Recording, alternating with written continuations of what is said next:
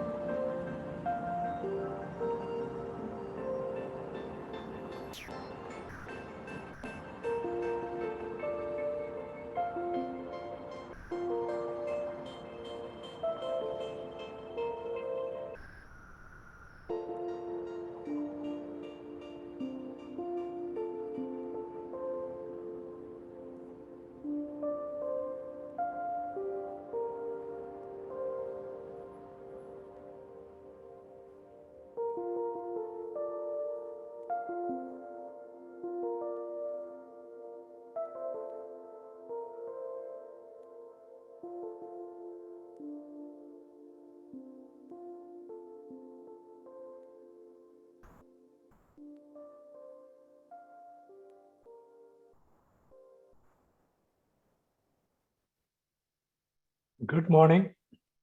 My name is Govind Parayal.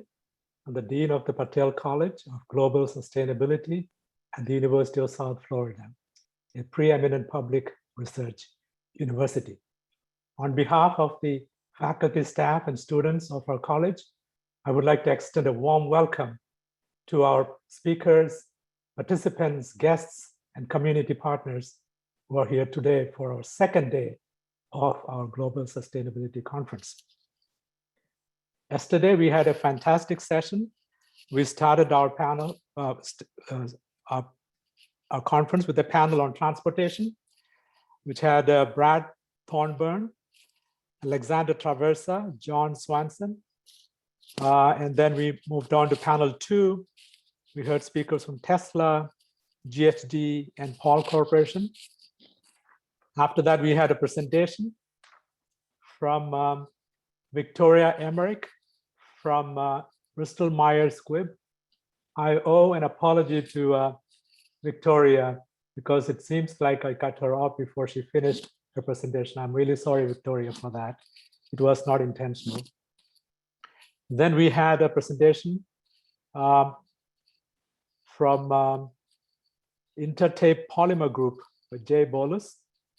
And we concluded yesterday's session with a panel on engineering and infrastructure.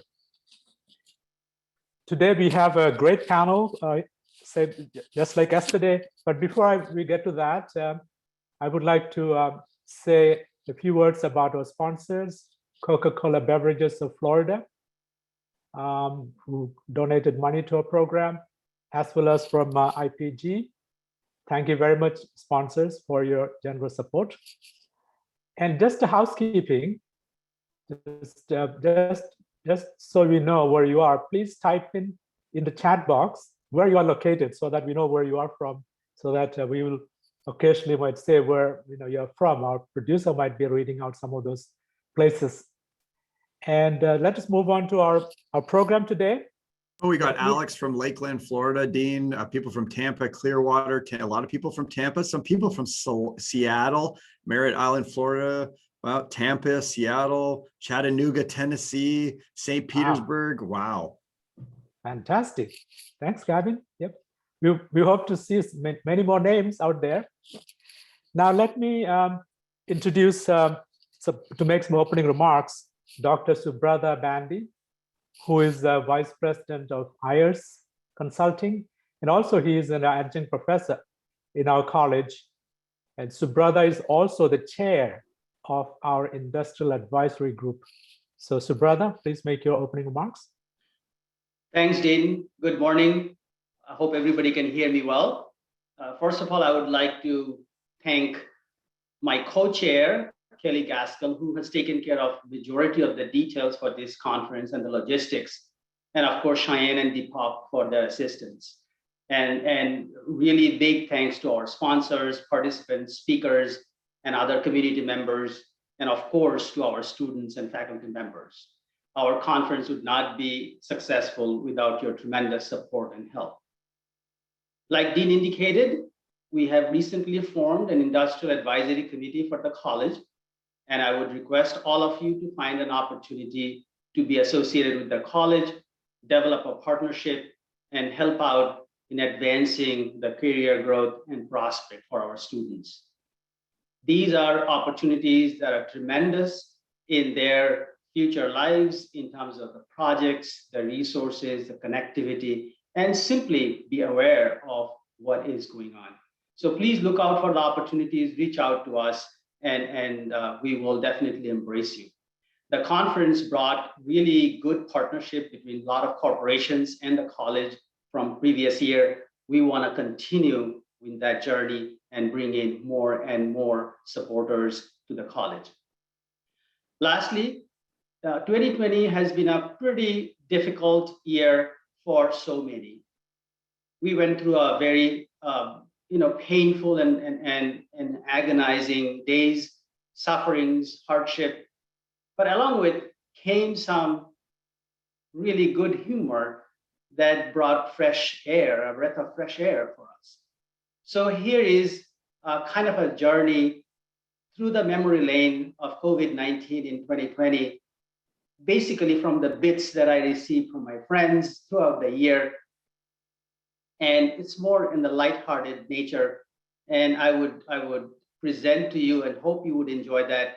Again, just indulge me for about 3 minutes to share the little bits and the funny pieces that I received that describes how 2020 was for us.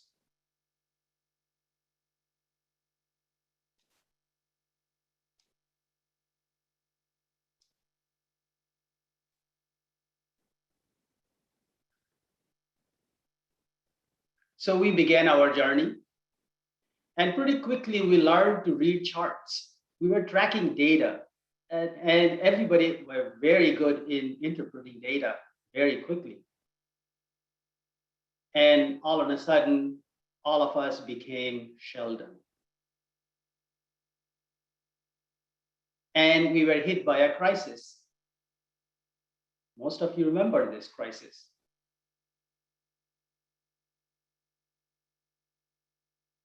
Then we became very creative about the masks that we wear.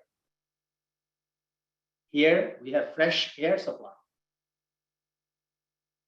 And we learned to reuse our masks very quickly.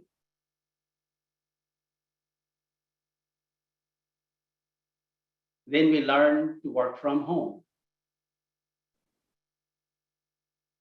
Our commute was short.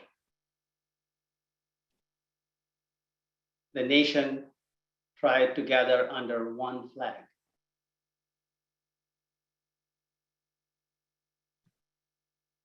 Then we had some other crises.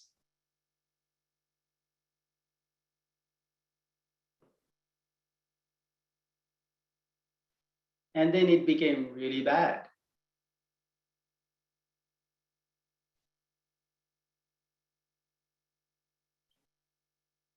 Then we learned how to do the Zoom meetings properly. We understood the difference between the audio and the video.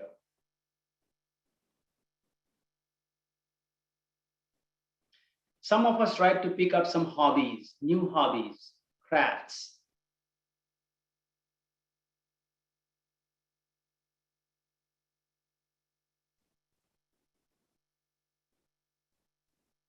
Then came summer. Our travel plans were far from reality.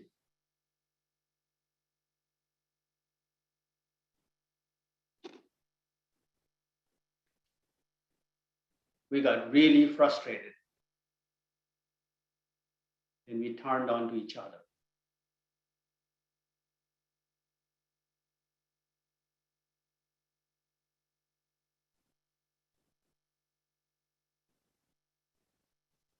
Then there were some really strange projections that were going on.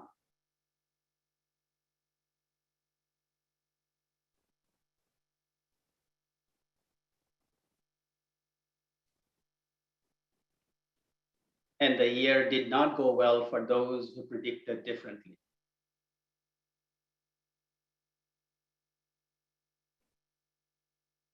And we ended the year just after 4 months.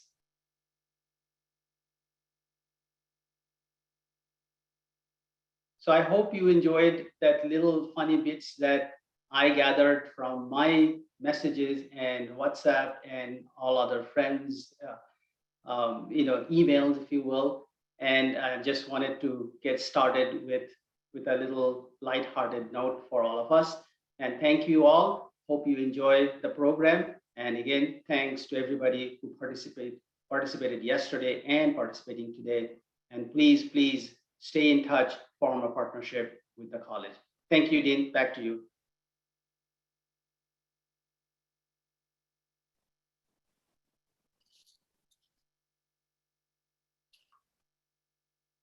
Thank you, Subrata.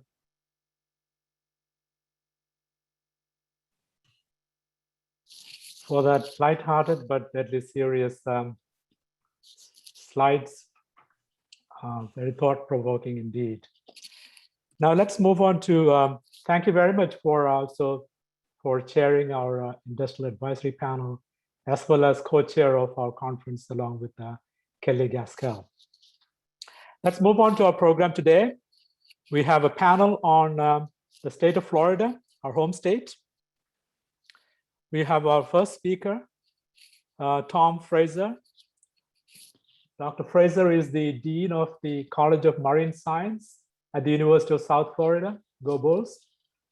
Prior to his arrival at the USF, Tom was director of the School of Natural Resources and Environment at the University of Florida and served as the Chief Science Officer for the state of Florida. Tom holds a bachelor's degree in fisheries and fisheries biology from Humboldt State University, a master's degree in fisheries and aquatic sciences from the University of Florida, and then he earned his PhD in biological sciences from the University of California, Santa Barbara. Tom was most recently appointed as the Commissioner of Florida's Office of Environmental Accountability and Transparency. And after this, I will introduce Whitney Gray. Whitney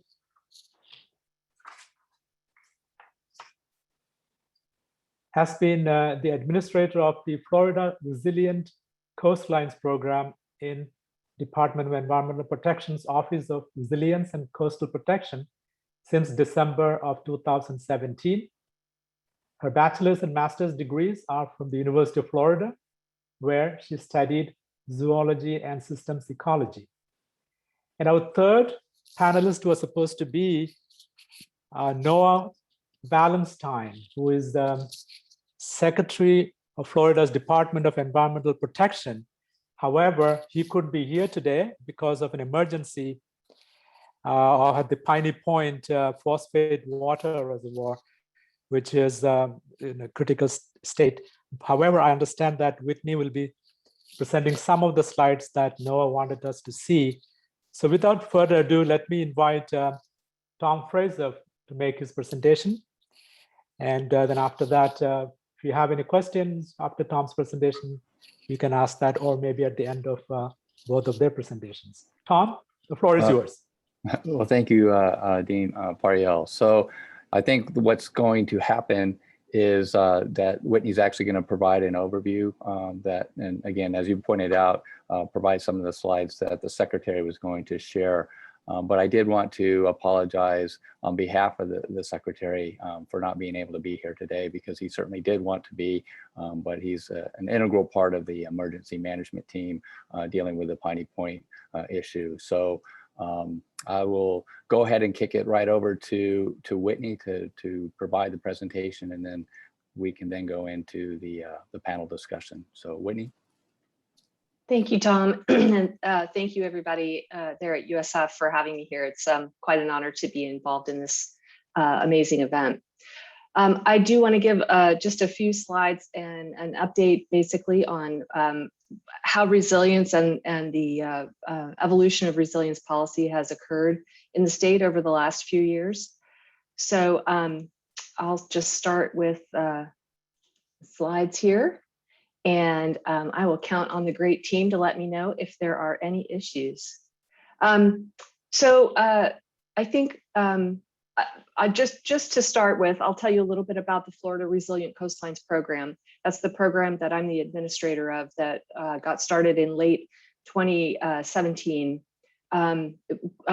Very much from the impetus of the Secretary Ballenstein, and really has had the support of two governors' administrations.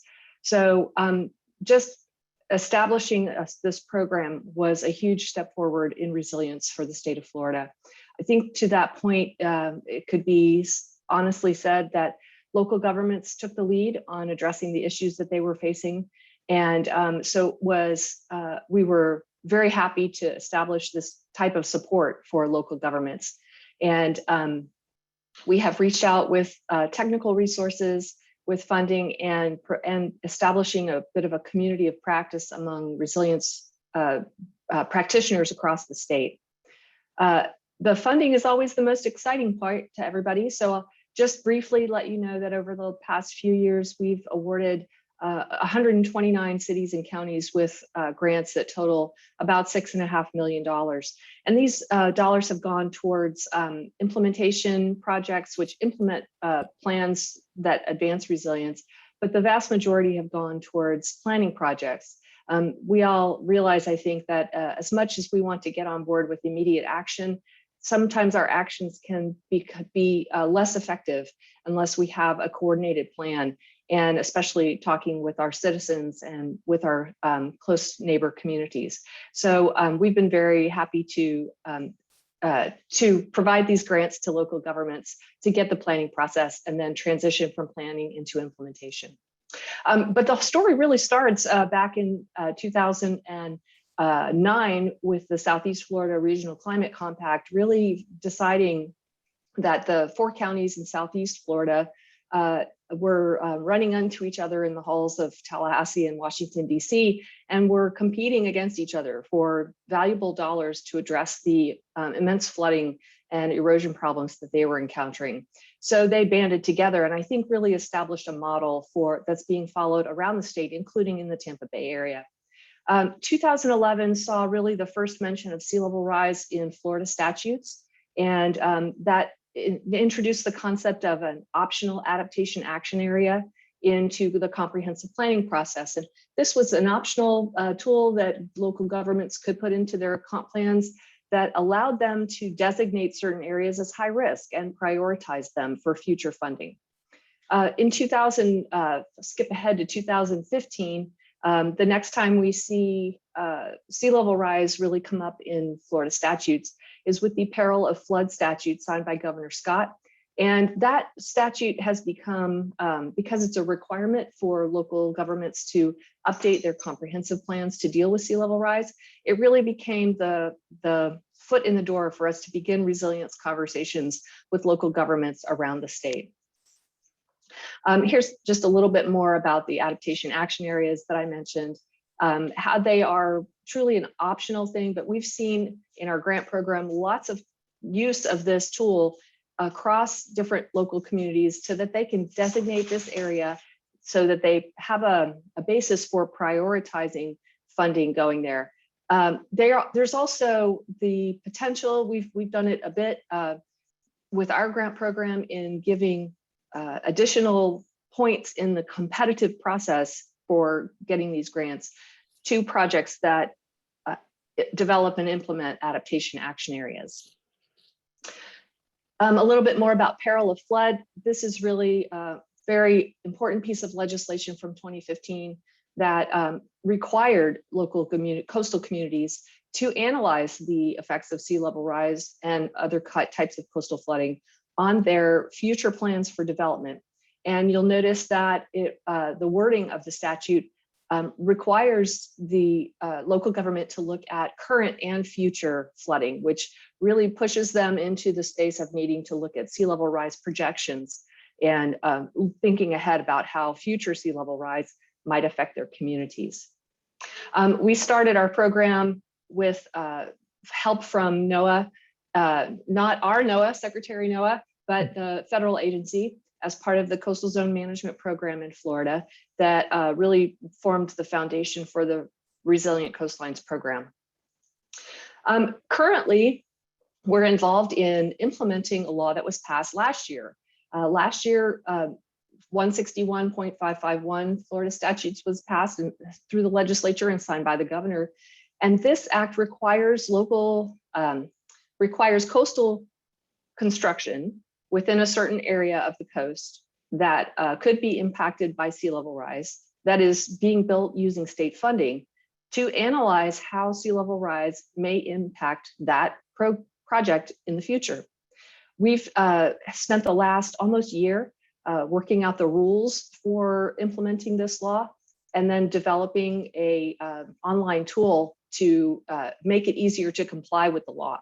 You can see here the timeline that we've gone through. We're coming into the home stretch right now, which is very exciting. The draft rule language is up into the rulemaking mechanisms above the agency, outside of the agency, and we will hope to finalize this rule by July 1st. And you'll notice we're trying to there's mention of that, an online tool that we're developing too. I'll talk a bit more about that in just a moment. Just a few details about the SLIP study. So the law applies to projects that are coming up for construction starting about a year from now. And so the state finance constructor, before they begin construction on a project, has to conduct this SLIP study that meets all the requirements that we've devised using stakeholder input. The tool that we are developing we're really excited about. It's not online yet. We're still in development phases, but our main goal in this tool was to make this law very easy and low to no cost for local governments to comply with, because we feel that local governments and some state agencies will be the most impacted by this, by these requirements. So you can see kind of a screenshot of what the background of the tool will look like. The tool will have functionality where you can create a report, certainly have a secure login as a local government, go in and do your requirements. But it's also available to the general public to take a look at how sea level rise and other forms of coastal flooding could impact any area along the coast in Florida. So this is one of the main emphasis of this tool, developing this tool, was to provide information and education to all the citizens of Florida. You can see here that getting your SLIP study started is a very simple process. This is not a regulatory tool. This is the report that comes out of this is designed to inform and educate the project developer. And so we encourage them, even in the rule language, to go into the tool and to kind of play with the parameters of their project and play with these inputs and see how sea level rise might impact that project in that location. And then when they have put in the parameters that they feel like they've settled on, they can then create the report and submit it. The report will look something like this. This is a draft, and it is, but you can see how it will show in a pictorial way, in a graphical way, and in a narrative way, all the information that you need about how sea level rise and flooding might impact your project. And doing this report far enough in advance will give you the information you need to make better spending decisions when you're spending taxpayer dollars. But that's not all. There is just a plethora of resilience-related legislation going through Tallahassee right now. Very exciting, very busy time as we're just about halfway through the session. Of highest note, I would say, is the Resilient Florida program. The governor's budget, when he put it out there a couple of weeks ago, had a program in it that established this very broad and very well-funded program to help local governments address the resilience needs in their communities. And the legislature has developed their own their response to that, and a parallel program. They have just recently, it has passed in both houses, both the state and the Senate. And so it looks like the appropriate combination of that, or the agreement on that, how that program will work, will be going to the governor's desk. The main pieces of this program, there are the program that is the Resilient Florida program that's being proposed by the legislature has a maximum of $100 million per year for infrastructure projects. It includes $20 million a year for planning projects, and eligible applicants for those grant programs are cities and counties. And there's also an allowance plus water management districts and flood control districts. And there's also a great emphasis on establishing and utilizing regional resilience collaboratives like you've seen in the Tampa Bay area and like we have in the Southeast Florida area, the East Central Florida area, and different places being established across the state. Hey, Whitney, There's also, it's Gavin, the producer. We just had a couple of questions in chat, and I'm just wondering if we can always push them to the end, but I thought some of them might be a little bit relevant. Did you want to answer those now, or do you want to just do it at the end? however it works best, Gavin. Yeah, well, I'll ask you. I'm obviously not that well versed, but I'll ask the question. If you think it's something at the end, let me know. So John was asking, is there a connection between 161.551 and the Florida building codes for storm resiliency? Yes, there absolutely is. That is a great question, and thank you for it, John. We worked really hard to make sure that 161.551, as we implemented the rules for that we leaned on federally publicly available data sets that were from federal agencies and state agencies.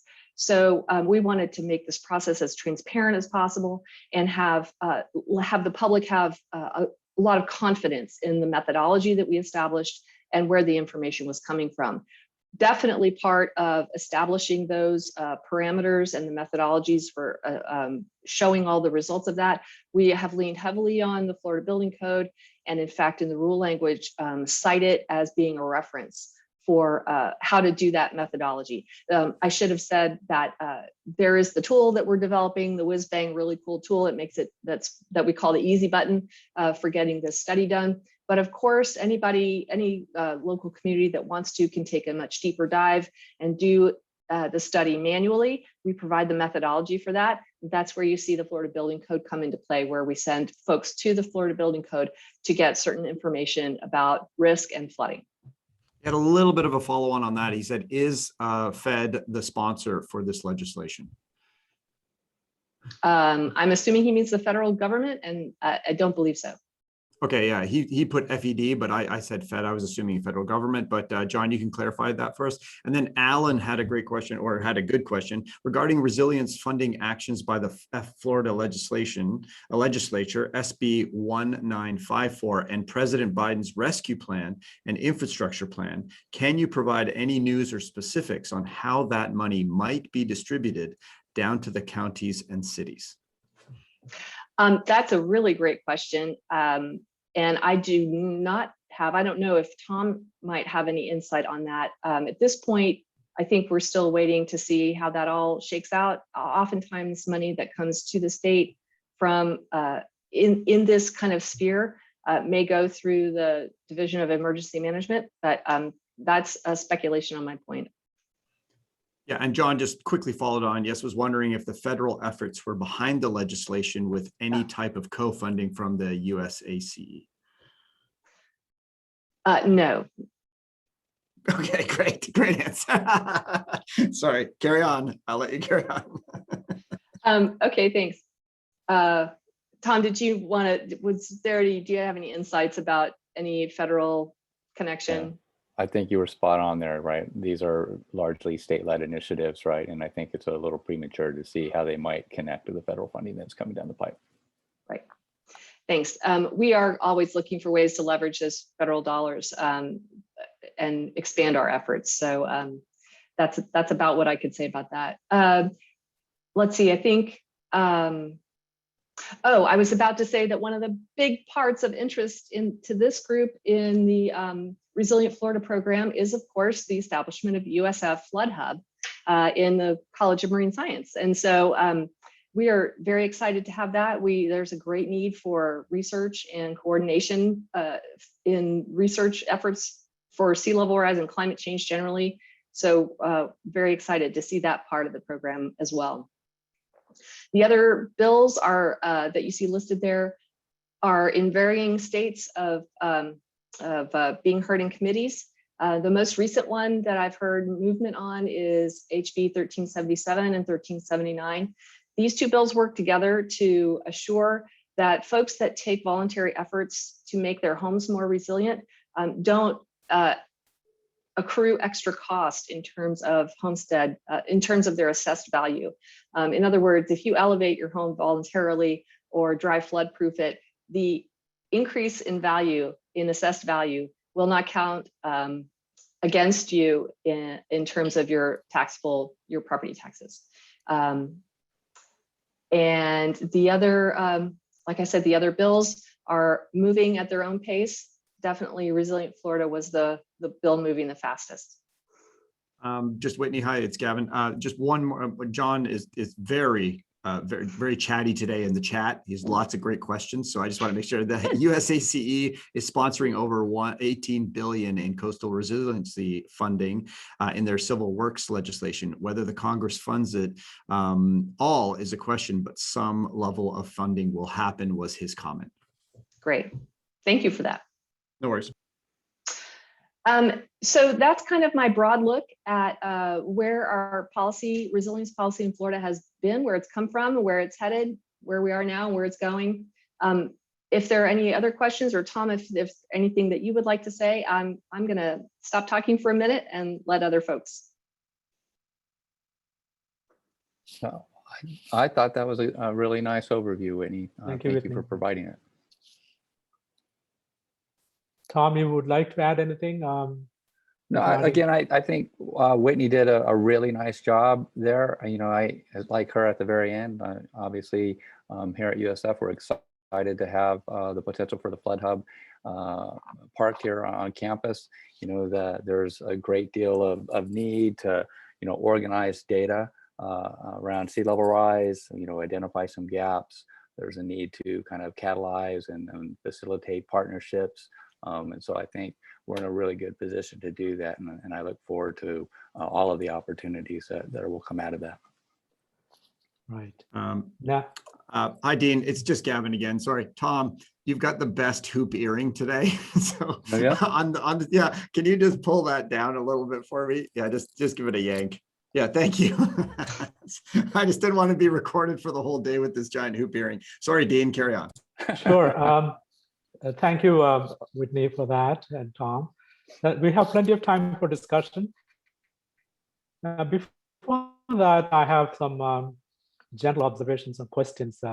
Is that Florida is considered ground zero when it comes to climate change issues, extreme events, things like that. And also our economy is very much dependent upon our beautiful weather, except for a few months in the summer. But on the other hand, we're also extremely vulnerable to sea level rise and also extreme events like tornadoes and things like that.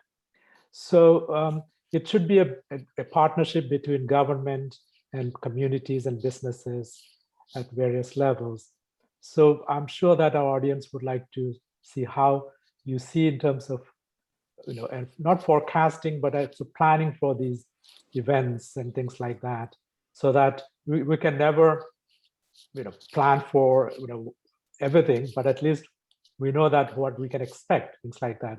So as a Florida's Department of Environmental Protection and also a science officer, you may have ideas and things like that for that. So I'm sure our audience will like to hear that, because resilience is a key part of that plan. And Tom, sorry, just to confirm, it's Gavin, the producer. Did you have a presentation you wanted to show, Tom? I just wanted to confirm that. Nope, we're good. Okay, great. Thank you.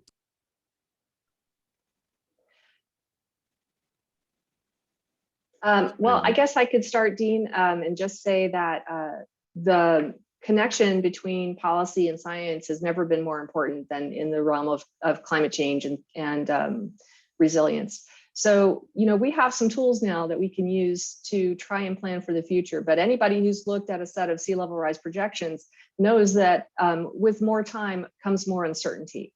So everything that we can do to close that gap and understand the processes better and where we might be going in the future, everything we can do towards that will help us plan better and prepare. There are just so many research needs in this field. It's we have, I think I could say that sea level rise in terms of climate change is the low hanging fruit. It's like the easiest thing of all the climate change things to figure out. We still have a long way to go to figure out how precipitation may change. We have a long way to go to figure out how climate change is going to affect agriculture and in our inland communities. So there's a lot to do. Right. I mean, I would just add, Dr. Peril, a couple of things. I mean, and first I'll say that, I'm no longer the chief science officer, and Dr. Mark Rains has the honor of serving in that role right now, and he's going to do a tremendous job. But my experience, with the department was an excellent one, and I really enjoyed my time there. And I can say, with all confidence, right, that I think there's a recognition of the issues facing the state. We have, it extends beyond the 33 coastal counties, right, that we have. But stakeholder involvement is key to the state's activities. Partnerships are super, super important, and Whitney's and her team have been just, key in facilitating and fostering those types of interactions among the state. Her point is a really good one, though, right? Sea level rise in concept is an easy thing to start to at least recognize, and we can get a handle on that, and we will continue to get a better handle on that, and looking how it varies on regional and local scales. But as we move along and mature in our understanding and the science matures, I think what you'll see is a better integration between sea level rise, stormwater systems, precipitation patterns, and all of those other types of things that we worry about. And in large part, that's, I think, what this flood hub will help deal with. So I'll stop rambling right there, but because there's so much to say, and it's an exciting time for the state of Florida. Hey, Dean, it's Gavin. And Subrata had a question for the panel. Hey, Whitney, good to see you. Great presentation. Thank you. The question I have is, there are communities that are not exactly on the coast, but are indirectly impacted because of sea level rise. So do you think the state funding extends to those communities as well? And my other question is the evacuation route related questions. The evacuation routes needs to be planned properly throughout the region. Is that a part of this work that you are doing as well? So first, to the inland counties, my apologies for not bringing this out more, but one of the main features of the Resilient Florida program is that it does connect to inland counties. So we know that flooding in inland counties is, even though it may not seem logical, there are relationships between sea level rise conditions and flooding at the coast and how inland communities are impacted. Rising groundwater levels and flooding in upriver systems and up flood control structures that causes those normal natural drainage systems to be clogged up, filled already with salt water.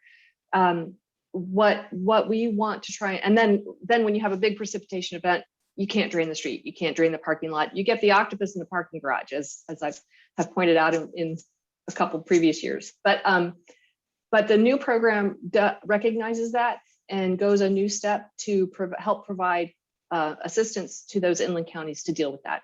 So that's yay, number one. The evacuation route question that you have is a really good one. And that, I think, is going to require close coordination with DEM, who, yep, thank you, Gavin. There's the picture that I regularly put in my presentations that shows the effect of sea level rise backing up storm drain systems. That's exactly the whole point right there. That's not a good thing. We're trying to fix that. So, and that's an infrastructure issue. The evacuation route issue, I think, is highly important. We need to coordinate closely with DEM, and I know in past years, regional planning councils have been instrumental in helping to determine and refine and update evacuation routes. So I hope that we'll do lots of coordination at every level to push sea level rise projection into those, into the planning for those routes. And I know that DOT already takes sea level rise into account in their planning processes as well. So we're coordinating on every level to try and bring this home. Thanks, Whitney. Thank you. All right, I'm sure that people's mind, there's this issue about the imminent rupture of this reservoir that is holding up a lot of residue from the phosphate mining. because after tourism, I'm sure agriculture and mining are big industries in Florida's economy. So is that considered something unfortunate happened, or is it lack of monitoring, or not thinking that this might happen at some time? But is that I don't know if we want to use the word failure or not anticipating what might happen here. So what is going on? So some people are writing to me, hey, there's an emergency in Tampa area. What is going on there? But I said, well, it's not that big, but nevertheless, it is big for those people who are living there. So could you just throw some light on that? Because if Noah was here, Mr. Wallenstein was here, he would have been able to say more about that. But because of he being the chief person in the state, the secretary of the department, he has to be there, right, at Manatee County. Sure. So can you add something to that, please? I'm happy to do that if Whitney wants me to go ahead. I mean, so anytime we have an environmental issue like you know, a contaminant spill associated with the Piney Point facility, you know, there are two things that we have to consider, right? We have to consider obviously the health and safety of the human populations or individuals that might be affected, but at the same time, we have to prioritize, you know, what our response might be to affect the effective environment, the fish and the wildlife and the organisms and the habitats that they occupy. I think in this particular case, just for those of you who don't really have a full understanding of what's actually going on, you know, there was essentially a fertilizer plant, right? And it's not an operational fertilizer plant at present, but there's a historical, it's from a historical perspective, there is waste material that is on that property and in the form of a phosphogypsum stacks. And above those stacks are a number of lined reservoirs. And the one that is the issue at the moment is one that contains old dredge water from Port Manatee. And it also contains stormwater as well as some legacy process water from the fertilizer processing days. And so when there was a leak essentially in that liner that caused some concern, some drainage that compromised the integrity of the structure, there was concern that if the structure failed, for example, and we can go ahead and put that up. And is there one you want me to select that would show that what you're talking about? Is it this one over here? I can't see the one over there, but the one I see on my screen in the bottom left would work. Any one of those will work. That's perfect, right? Okay. The one that you've got there. And so what's happened here is, so there's essentially a tear in the liner, right? And the concern was there's about 480 million gallons of combined, you know, dredge water, storm water, and some legacy process water in there. And in order to reduce the likelihood that the structure would be compromised or failed, right, and present a flooding problem, they made a decision, right, to prioritize obviously the health and safety of people in the immediate area and discharge some of that water into Tampa Bay through the Port Manatee area. So the concern is because of the nature of the water, it's slightly acidic. And it has a high concentrations of nutrients, both phosphorus and nitrogen. And so as they release that water into Tampa Bay, there are potential acute effects and chronic effects. And so the acute effects obviously are whether or not high levels of nitrogen, ammonia in particular, might be toxic to some of the organisms. And the longer term concerns have to do with whether or not those nutrients, high concentrations of nutrients that are released into Tampa Bay might stimulate the growth of algae that in turn cause a suite of other environmental problems, you know, whether or not the algae is a persistent bloom and it can shade out seagrasses. If the bloom, once it's senesces, it can deplete oxygen, which leads to an unfavorable favorable environment for a number of organisms. It's possible as well that depending on the composition of the algae in the water that's being fueled by these nutrients, you could get the formation of harmful algal blooms. And if the discharge water, intersects, for example, with water that is harboring red tide, you could stimulate that bloom. So, but again, these are concerns.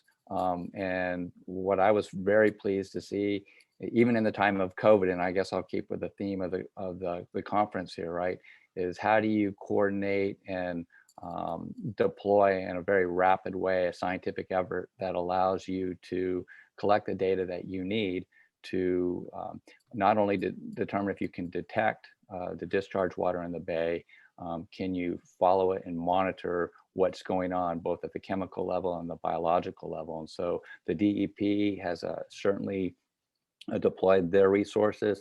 They're coordinating with a broad suite of stakeholders, the counties, water management districts, the Tampa Bay Estuary Program. We at the University of South Florida, and in large part, kind of deployed a large number of investigators, with support from the Florida Institute of Oceanography, to put chemists in the field, as well as biologists, so we can collect the data, collect the samples, that will allow us to ask some of these questions. And, again, it's from a scientific perspective, what we want to do is make sure that we have the data in hand that we can provide to our resource management agencies to inform whatever actions they may be, our mitigation efforts going down the road. So that's where we are, Dean Peril. And I think Tom, I'm just going to jump in real quick, and Dean, Whitney, this is a great discussion. There are a couple of questions. One that we have, H. Pachas, he was one of the drone pilots for Piney Point. So I don't know if you want to come on camera or just tell us what you saw. I just have your name is H. Pachas, so I'm not sure who that person is, but if you would like to just unmute and come on video, we'd love to chat with you. You're one of the drone pilots. While we're doing that, Thomas asked, is there no planning for an industrial ecology system in the area that can make use of those excess nutrients to deliberately grow algae for algae fuel and other valuable products? And then the second part of that question, is there just a lack of coordination that turns these goods into bads? That's from Thomas Cohen. So I can answer a couple of those questions. I'm going to wait to see if you wanted the drone pilot to come on for. I did not see. I don't see the drone pilot. Okay. If he's around, but anyway, if he is, why don't we answer the questions first, and I'll see if I can find him. Yeah. So I'm going to, with regard to the industrial ecology system, right, to take advantage of algae. Again, there's not a large scale effort in my understanding to do that. But I would say that the Department of Environmental Protection has an innovative technology program that is certainly willing to entertain proposals in partnership with their local and governments, right, to pursue those activities if they provide benefit to the state. So, it's not that people aren't interested in doing that. There's a lot of potential technologies out there.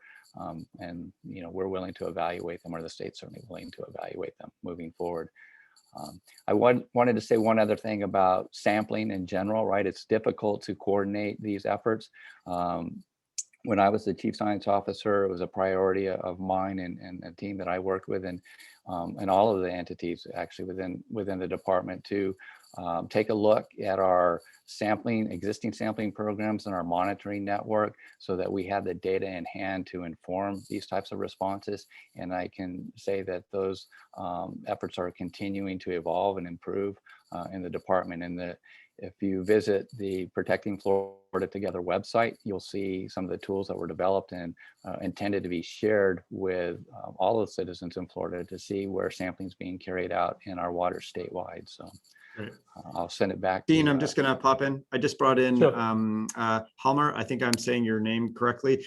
You were the drone pilot, and you work with you work in Manatee County, but you work with Eric Kaplan. Did you want to just quickly talk about? We're running sort of out of time, but if you just wanted to quickly talk about what you were doing on the drone side, and then maybe we can bring up Eric as well too to chat, Dean, if you're into that. But let's see what the drone pilot has to say.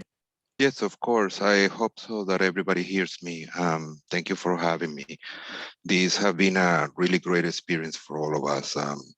I believe that if I'm not wrong, that have been the first time that we have used drones to emergency operations. So now we have been nationwide with all these. Of course, for us was a little bit of a go by the flow and solving the problem to be able to provide live footage for the EOC in Manatee Live 24/7, so they could make the decisions on time and quick and fast to resolve this issue. We have in Manatee County several drone pilots, and Eric Kaplan is our manager of the entire program. Eric, you want to say a few words? Sure. Yeah, good morning. Yeah, didn't expect to talk about this. Just expected to listen today, but yeah, it's interesting we got into Piney Point because we've got kind of intimate experience on it this week. Halmar did a great job of explaining what we did. Pretty much from the immediate news we got of the release point, which was pretty much last Thursday. We've been on drone missions, both county pilots, and we've got some contractors out there as well to respond to the release. So we were out there doing 24/7 monitoring of the release point at the stack, really up until yesterday. And now we've kind of shifted directions to look at the local waterways to scan for any potential algae blooms. We don't necessarily think they'd be happening just yet, but we kind of wanted to get on it, start scanning the waterways, see if we could find anything, any remnants of it. But we do have plans really into the months to continue doing that. Interesting point is the county's drone program actually falls under the Energy and Sustainability Division, which is why we're all on this call today, because we predominantly do the energy and sustainability work for the county. We just happen to manage the county's drone program too. So we've been on full response duties this past week. Thank you. Thank you, Eric. Sure. I think we'll have to wrap up there. Just to plug something from the point of view of our college, George Philippidis, our Associate Dean for Research, is a big alga researcher, and he has great programs going. So Tom, you know that. You know George. I do. He's excellent. Yeah. All right. So any final points from Tom and Whitney before we wrap up this session? I would just thank you again for inviting me. It was great to be here and to participate in this. I too enjoyed being here. Thank you, Dean Pariel. Thank you so much. This was very informative and wonderful that we have updated information about what's going on within the state as well as our nearest county, what is happening there. So with that, I will conclude this session. Thank you so much, all the listeners who sent in good questions, and Tom and Whitney and Noah as well, who is not here. But please convey our thanks to Noah as well. Thank you very much, everyone. So let us move on to our next panel, which is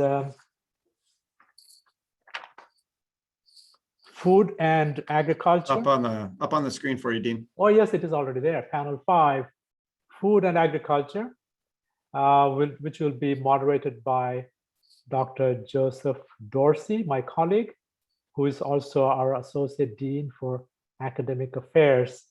So without further ado, Joseph, please take over. Thank you, Dean. Good morning, everyone. Welcome to the 5th panel of Food and Agriculture. As Dean mentioned, I'm Dr. Joseph Dorsey. I'm on the faculty here at the Patel College of Global Sustainability. In addition to being Associate Dean for Academic Affairs, I'm also directing our academic capstone program, as well as directing the Food Sustainability and Security concentration. So today we have 3 panelists that I will introduce, and they'll have about 10 minutes to do their presentations, and then we'll have a question and answer session after that. First, we have Aaron Black, who is the Vice President of Sustainability and Risk Management at Coca-Cola, Florida.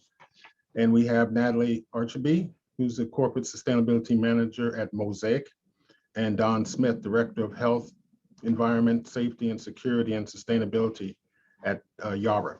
And so with that, I will turn it over to Erin Black, who's our first presenter, and who's someone I've known for a few years now. I'm glad to see that she's here as a presenter. Thank you. Thank you, Dr. Dorsey. I'm just pulling up my slides, so I'll trust you all can tell me when you can see them okay. They look great. It's Gavin, the producer. Welcome. Thank you. Yeah, they're full screen. They're great. You're on your way. Thank you, everyone. So great to be here. So excited to be here with you this morning to talk a little bit about Coca-Cola Beverages Florida's journey on sustainability and some of the work that has happened and continues to happen during the 2020 pandemic and into 2021. With that, let me tell you a little bit about who Coca-Cola Beverages Florida is. We are a small, locally owned, privately, independently owned company, headquartered right here in Tampa Bay. We were part of the Coca-Cola company refranchising that happened around 2015. And it's really exciting. We're actually one of the first new bottlers to be stood up in North America in over 60 years. We have about 4,800 associates that work throughout the state in 47 counties. You can see on the chart there where our territory goes. We actually manufacture, sell, and distribute over 600 different Coca-Cola SKUs and products. And with that, we're also a minority business enterprise certified company, again, headquartered here in Tampa Bay, owned by the Taylor family. So excited to be with you. Our leadership really focuses on workplace culture and giving back to the community. We're really focused on creating that concept. For those of you that are old enough to remember, brought to you by the local Coca-Cola bottler and really bringing that concept back to life as the local business here in the state of Florida. And we do that in a couple different ways. And we're really excited about our manufacturing facilities. We have 4 large manufacturing facilities hubbed throughout the state, one in Jacksonville, one right here in Tampa Bay, one in Orlando, and one down in the Miami area, really in Broward County. And what's really unique about our manufacturing facilities is we've engaged in a process to get Green Circle certified. And I know we talked a lot yesterday about different certifications, and this is one that's really important to us. This is a third-party certifier that comes in and actually audits our facilities, our manufacturing facilities, that we are indeed zero waste to landfill. And that doesn't mean that we just send everything to incineration. It means that we actually have a process to waste map everything that we generate out of the facility, and that every item has an opportunity to be recycled. Green Circle will actually come in and follow those waste streams all the way to the end product, to whether it's recycled back into.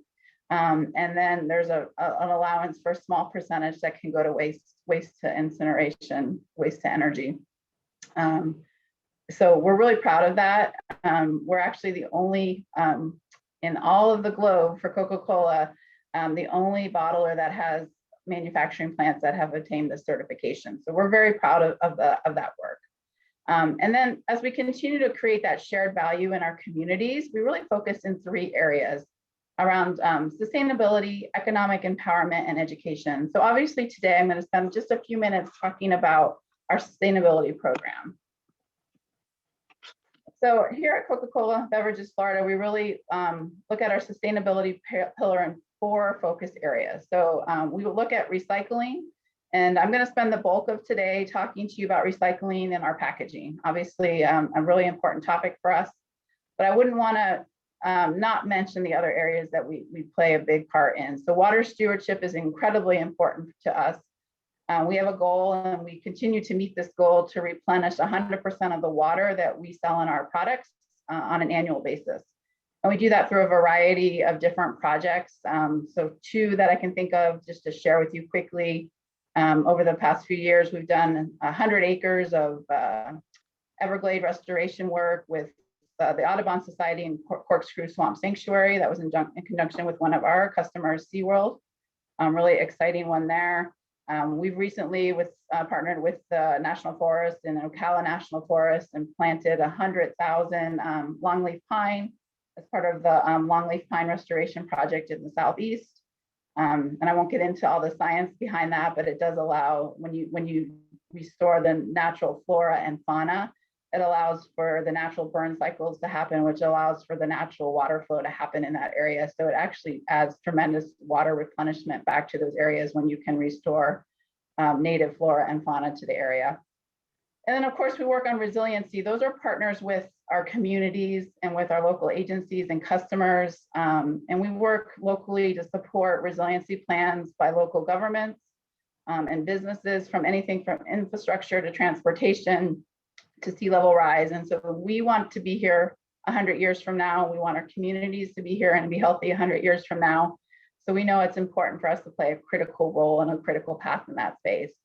And then last but not least, litter and waste reduction targets, right? Not only do we have our zero waste to landfill goals that internally our associates focus on, but we do a tremendous amount of partnership with affiliates like Keep Florida Beautiful and their local state affiliates throughout the state, whether it's Keep Tampa Bay Beautiful, Keep Lee County Beautiful. We run the gamut. We work with them to promote litter and waste cleanups throughout the state. And we work really hard to do our part to make sure that we're adding value to our communities. So let's talk a little bit about our World Without Waste goal. So we're going to really spend the next few minutes just talking a little bit about recycling. So at the direction of the Coca-Cola company's CEO, James Quincy, and our owner, Troy Taylor, we've recently launched an initiative called our World Without Waste. And while Coca-Cola is a global community, we know that we can get the best action when we work locally. So with that being said, we've got some pretty ambitious targets out there with regards to our packaging. So our goal is to make sure when we look at design, that we're making sure all of our packaging is 100% recyclable. We can't actually recycle something if it's not recyclable. So our goal is to make sure that we're at 100%. Here in the US, we're really already at about 99%, but we do have some packages, and you may be familiar with those that are challenging to overcome. And those are things like drink pouches and aseptic cartons, which we know can become a nuisance in the recycling community and actually can be a contamination. So we work really hard over the next few years with lots of investments to come up with alternative packaging delivery capabilities, and that continues to be a goal. So by 2025, we can be at 100% for every one of those 600 SKUs that we sell and distribute and manufacture. Another goal that we have is to make sure that we use up to 50% of our recycled material in our packaging by 2030. And so I'm going to share with you here in a few minutes some exciting things that we were able to work on in 2020 during the pandemic and able to just recently launch here in the market here in Florida. And then I think when we look at design, we're going to design things so that it can be recyclable, but then we have to move to collection, right? And collection's where we struggle here in Florida. We have a goal to collect a bottle or can for every one we sell by 2030, and really creating what we call that closed loop recycling initiative, right? So, buy a bottle, you drink the product, recycle the bottle, we turn it back into a bottle. And it's an ambitious goal, right? And there's a lot of challenges here in the state of Florida with collection, specifically to PET, and we call that PET is what our bottles are made out of. And so I'll talk a little bit more about that as we move forward. But last and certainly not least, the last part is our partnership. Working together with our local governments, our local agencies, and our local customers to ensure that we're supporting a debris-free environment. We know that unfortunately, our packaging can contribute to marine litter. We live in Florida. We know tourism is an important part of our state. We want to help be part of that solution. And so we are really confident with this plan that we have in place and the work that we continue to leverage, that we're ultimately going to be able to meet that goal, but it is not an easy goal. So I'm really excited to share with you this. So during the 2020, I'll talk about it a little bit on the next slide, but we have what we called a candemic. Because a lot of our food service locations were shut down, or and takeout people weren't necessarily buying those fountain drinks that they used to buy. There was a lot of surge in the marketplace in the beverage industry in general, not just for Coca-Cola, for cans. Everyone was buying cans, stocking up on 12-pack soft drinks. You can think of about the amount of beer, maybe the amount of beer you bought at home, or Coca-Cola that you brought at home, but a lot of people really pantry loaded. So the demand was really high for cans, so high, in fact, that the supply chain really couldn't keep up with it.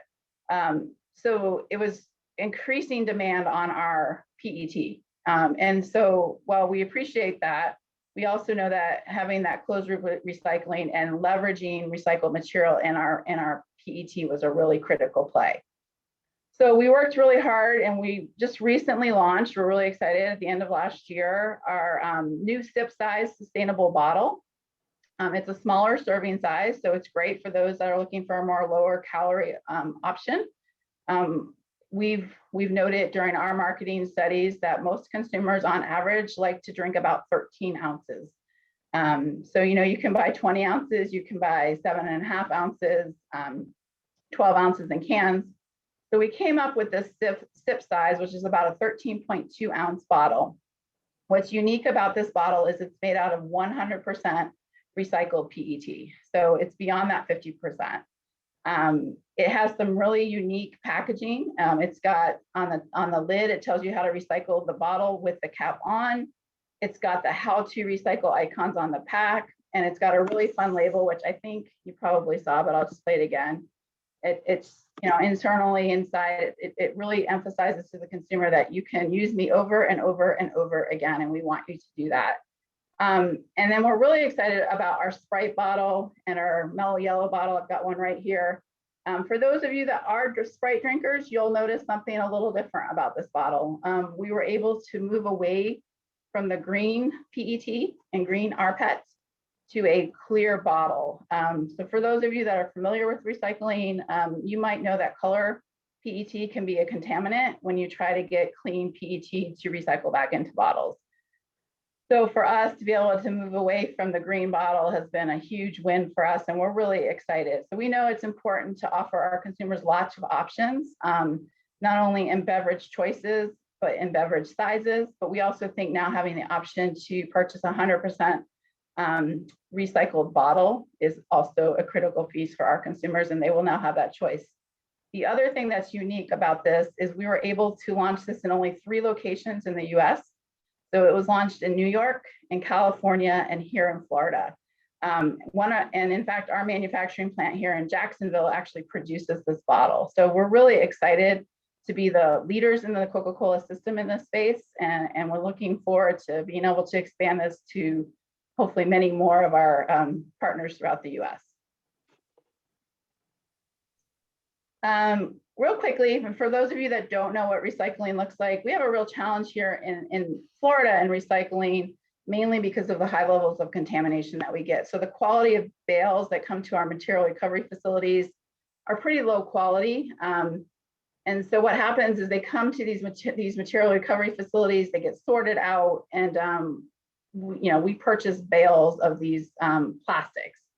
And they get sent to a reprocessor. And what happens at the reprocessor, I don't know if you can see my little screen, is they really get shredded. And you can see, like, there might be a Clorox bottle, it could be, some of the other stuff that gets, other colored bottles that get mixed in. You can see all the color contaminants in there.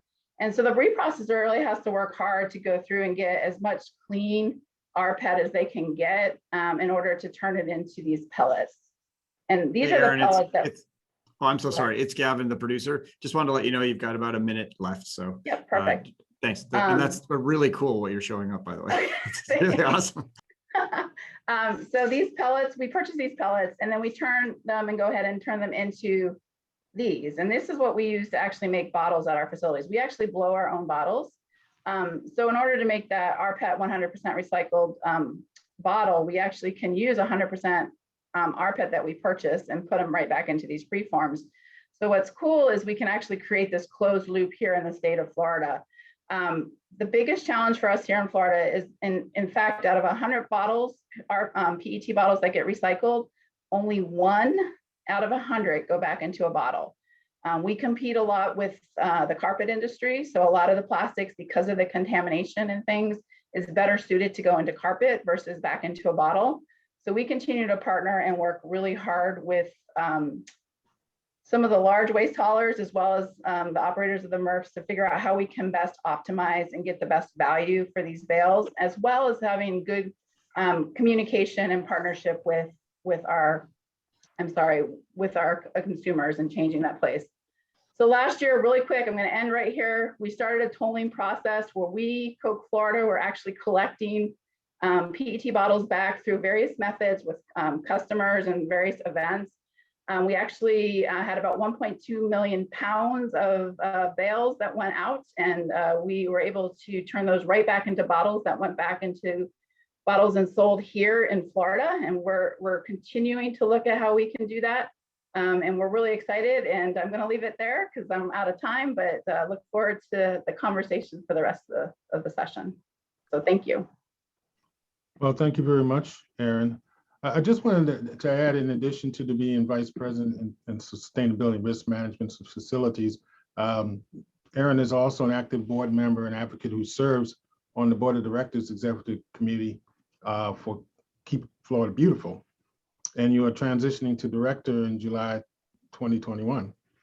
And you're also on the Board of Directors of the Florida Chamber Safety Council and the Florida Recycling Partnership and Sustainability Florida. Just wanted to add that in since I kind of rushed your introduction initially.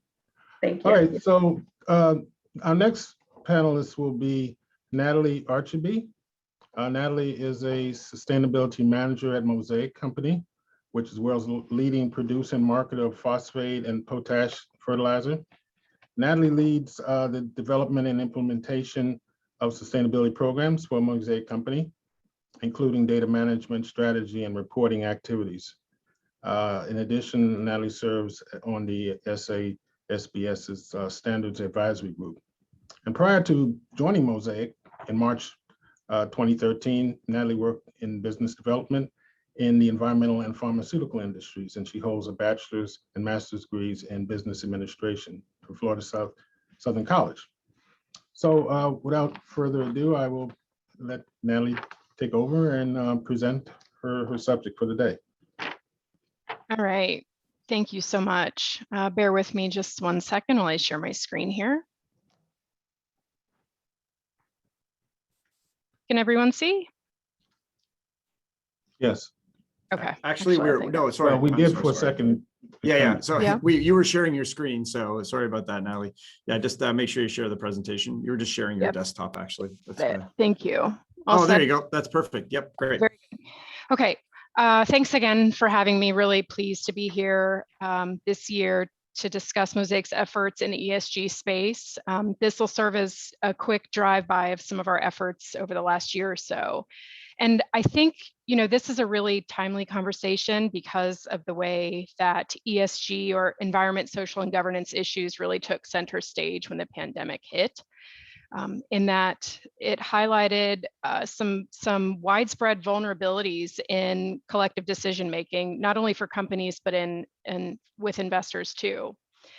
So let me switch slides here. Okay, so Mosaic's mission is to help the world grow the food it needs. I won't belabor this too much, but we are a vertically integrated mining and fertilizer manufacturing company with operations primarily in the Americas, mostly North America, and then in Brazil. We have just about 12,000 employees in various functions and facilities around the globe. But what we do is produce crop nutrients for farmers who use them to maximize the amount of crops they grow on every acre of land. You might have heard some statistics about how much agriculture production needs to increase in order to feed a growing population. And certainly fertilizers are not the only part of that solution, but they are one critical tool in agriculture's arsenal to improve agricultural productivity. Hey, Natalie, just jumping in real quick. It's Gavin, the producer. You may have on the top of your screen a bar going across the top. If there's a possibility to remove that, yeah, if you can remove that one, that would be great. Yeah. It's just coming How up do as I a do black that? bar. Click and drag it. Just click and drag it off. Oh, if you okay. can. All right. Oh, Yeah, you should be able to just click and drag it right off. It's not a big thing. And just in case. Yeah, there you go. Perfect. Thank you very much. Interfering, my apologies. I thought since this was an early presentation and my kids wouldn't like show up in their underwear that I'd be smooth sailing. So my apologies. Okay, so our workforce and our employees and our activities were defined very early on in the pandemic as essential. After all, people did not stop eating during the pandemic. Farmers didn't stop growing food. So first and foremost at Mosaic were our actions to keep our 12,000 plus employees safe. We implemented work from home arrangements for a majority of employees whose in-person presence wasn't crucial. But then there are a number of employees who must physically go to work each day to do things such as mining ore, operating drag lines, running our plants and mines, manufacturing those crop nutrients, shipping fertilizer to customers in 40 countries around the globe. So we enacted early on a number of measures to keep our employees safe and healthy, and we're largely successful in those. But just as food and agriculture systems, couldn't hit pause on their work, nor could Mosaic lose focus on its myriad commitments. And ESG was one of those areas. So one of the pieces of Mosaic's ESG work, really a mainstay of our ESG work, is our 2025 ESG performance targets, which represent our ambitions in the areas that are most relevant to Mosaic and its diverse constituents. So people, environment, society, and company are those 4 focus areas. I realize the type is way too small here and you can't fully absorb what I'm showing you, but this is kind of intentionally zoomed out to give you this wide view of our targets. So they really run the gamut from reducing or eliminating environmental incidents to minimizing our withdrawal of freshwater resources and reducing greenhouse gas emissions, to implementing worker wellness programs, establishing systems for tracking volunteerism, which we think has a real impact on our employees' engagement and their ability to lead a purpose-driven career at Mosaic, to diversity and inclusion and engagement of our supply chain. So typically I would kick off with some information about our environment targets, especially given the nature of our work. But I think another thing the pandemic really brought into focus was the S in ESG. And that's another thing that we have really elevated during the pandemic. So I'm going to start with the people focus area, where we are prioritizing the issues of inclusion, safety and wellness, and engagement. But I specifically want to talk about wellness because, like our peers across industries, we are increasingly aware of the connection between the wellness of our workforce and our company's ability to achieve our strategy. And so I have a short video to share. I'm going to kick off to one of my employees. Her name is Shanna Ram, and she is going to give you a rundown of Mosaic's wellness ambitions. Gavin, do you have that video handy? Yes, we do. We're just pulling it up. I'm just going to stop your screen share real quick. And then Mike's just getting it prepared. And the type was really small. I had to push my nose against the computer. Yeah, no need. Visit the website for more details, but that's meant to just kind of give a bird's eye view of that wide breadth of targets there. No problem. Okay, here we go. With you ready, Mike? Camera, here we go.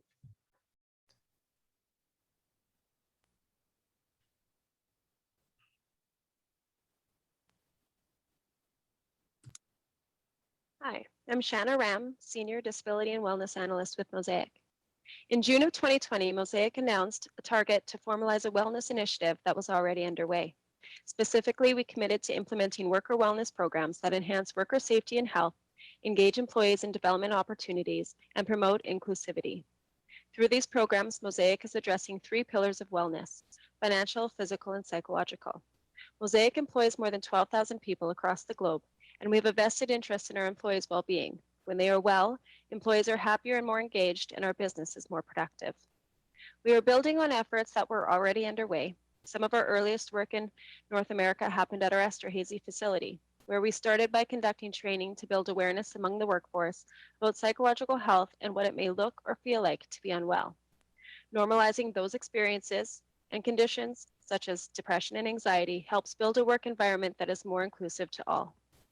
Now we are extending this work to other facilities throughout North America and in Brazil to further awareness about mental health and address other wellness elements that contribute to overall health, such as nutrition, sleep, and self-care. We realize that employee wellness is an integral part of achieving our business strategy, something all our stakeholders, both internal and external, expect us to do. When the workforce is unwell, engagement, safety performance, company healthcare costs, operational productivity, absenteeism, and presenteeism can all suffer. Healthy employees are critical to Mosaic's success. Your health and that of your family is just as important when you're away from work too. So my ask of employees is very specific. Please familiarize yourself and your family with the resources Mosaic has made available. From apps, an employee assistance program, training, and pamphlets, we have many tools available to contribute to your financial, physical, and psychological well-being. Thank you, and stay tuned for future videos on Mosaic's 2025 targets. Thanks, Gavin. Problem? So I think Shanna did a great job of discussing, the reasons that wellness is important to our employees and to our external stakeholders, but also important to Mosaic achieving its strategy. And that video itself was part of a series that we launched during the pandemic. And you can tell based on quality, they were intentionally, well, not intentionally, but we did the best with what we had available to us at the time. We knew that it was important to convey messages like those. And so it wasn't highly produced. It was kind of a grassroots, done by the employee from their work from home space, but to convey the message and to build awareness about all of these issues. And so we're really proud that work is underway. She mentioned that it's taking shape across North America, and that includes with our 4,000 plus employees here in Florida at our local facilities here. Okay, I'm going to share my screen again.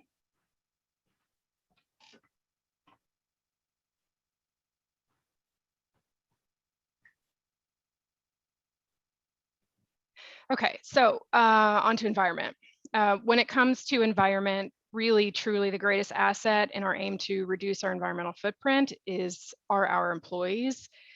Many of us, particularly those at facilities or in operations positions, can have a real impact on Mosaic's performance. And we, at this point, in our efforts to be good stewards of air, water, and land, nothing is off limits. We're exploring opportunities for reducing our water use and to reduce our greenhouse gas emissions, including ways we could potentially participate in a net zero economy. And so conversations are in earnest underway across our operations, and this is really exciting progress for us.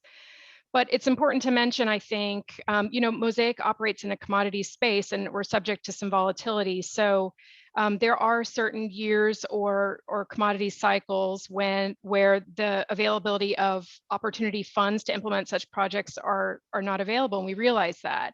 But despite capital and resource constraints, we understand that not all options for reducing our environmental footprint require major projects, and some of it's behavioral. So we're really harnessing that opportunity with our employee base.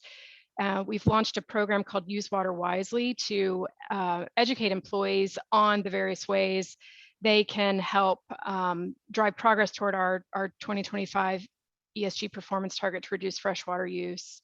And some of it is really subtle, some of it is lowering the flow or turning off faucets and things like that. But ultimately, some of it is much greater. But we're helping employees make the connection between what they do on a daily basis and how this is driving the company's stewardship and helping to preserve society's resource.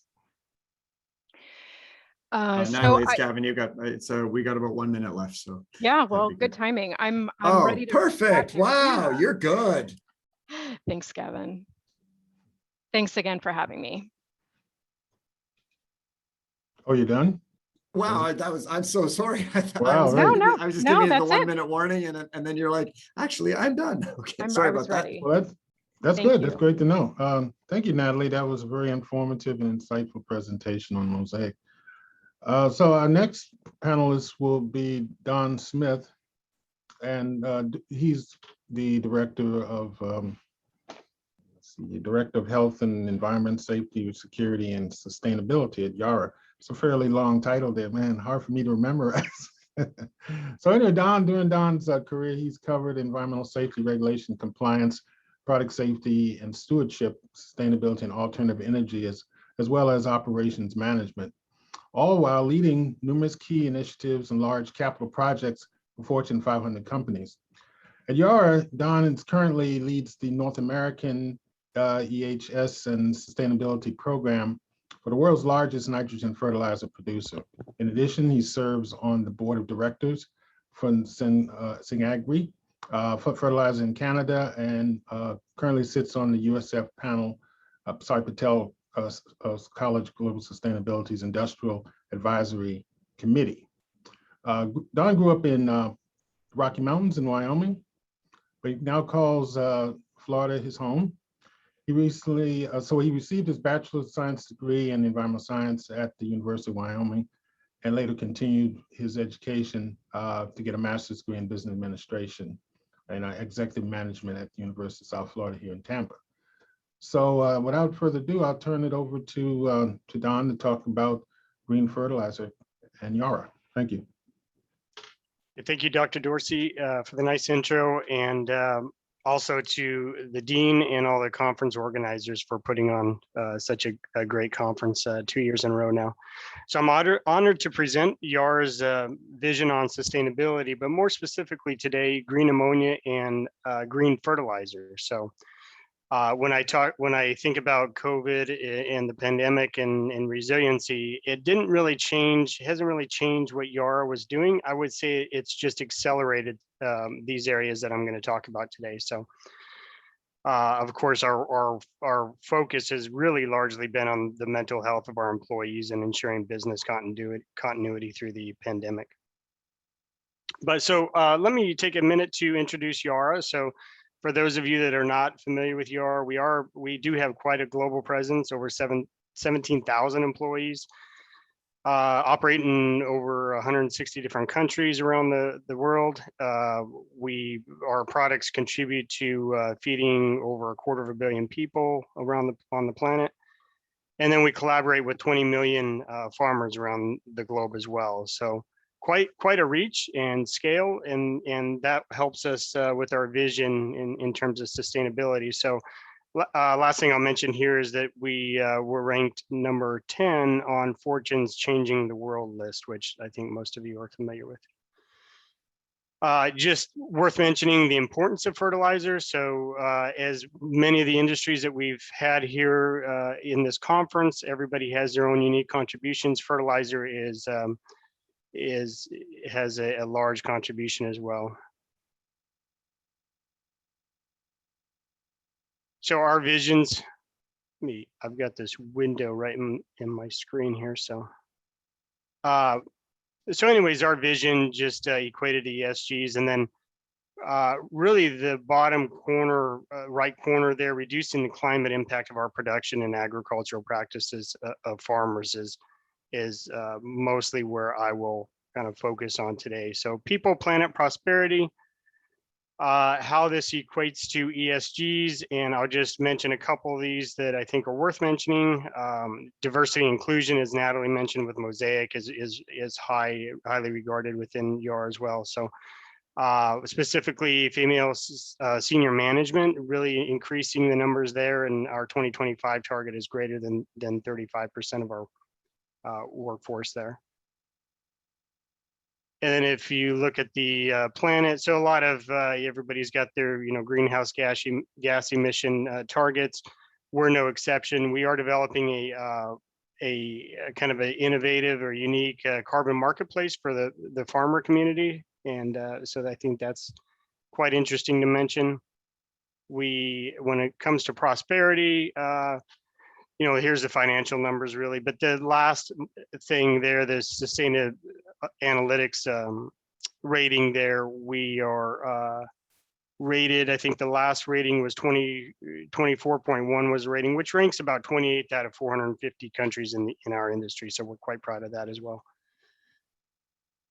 So fertilizer and feeding the world. So there's a huge challenge here that we have.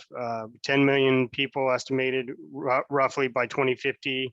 An increase of 50% in food production is needed to feed those people between now and then also trying to reduce greenhouse gas emissions and more specifically carbon is the challenge. So while we are a huge contributor to carbon, the ag sector is responsible for about 25% or a quarter of the global carbon emissions. We're also key to the solutions, I think, too. And if you look, we would focus on in YAR on carbon neutral production, circular economy, which I spoke about at this conference last year. Being innovative in creating digital solutions and working with the farmers to really apply our products in a responsible manner at the right place at the right time. And that also reduces nutrient runoff into our waterways. I think we're all familiar with red tide and some of the algae blooms here in Florida and elsewhere around the country and the world. So then the last key to that is what I'm going to talk about is our logistics and ammonia energy. So this really, our climate solutions, we view this kind of going through the entire supply chain from production, logistics to the farmer, retailer, and the end consumers around the computers today. I think the new area for us is really collaborating closely with the food and beverage industry, like Coca-Cola. You know, you see many companies on here that you all are quite familiar with, but they've all got you know, carbon reduction targets, and we're here to help them with that. So this means YAR really needs to leverage its people, its knowledge, agronomy knowledge, and knowledge of the ag industry, the connection to the farm, its global footprint that we have to kind of broaden our core offerings and enable a hydrogen economy. And this means green fertilizer and even green ammonia, which I'll detail a little bit more here. So why ammonia? It's quite efficient in terms of storage and transporting energy. So you can see there on the left how efficient it is in storage of hydrogen. And this will enable a zero carbon fuel for maritime sector, a carbon-free fertilizer and food supply chain. And you know, YAR is really in a good position with its logistical footprint to be able to kind of enable this hydrogen economy. So just to kind of give you a little bit of background, our first plant in Norway, we're a Norwegian-based company, and our first plant in Norway was actually hydroelectric fueled. So we're kind of going back to and then of course all the production kind of went towards natural gas. So what we're talking about here in green fertilizer production is taking the natural gas out of the process and using or replacing it with renewable energy.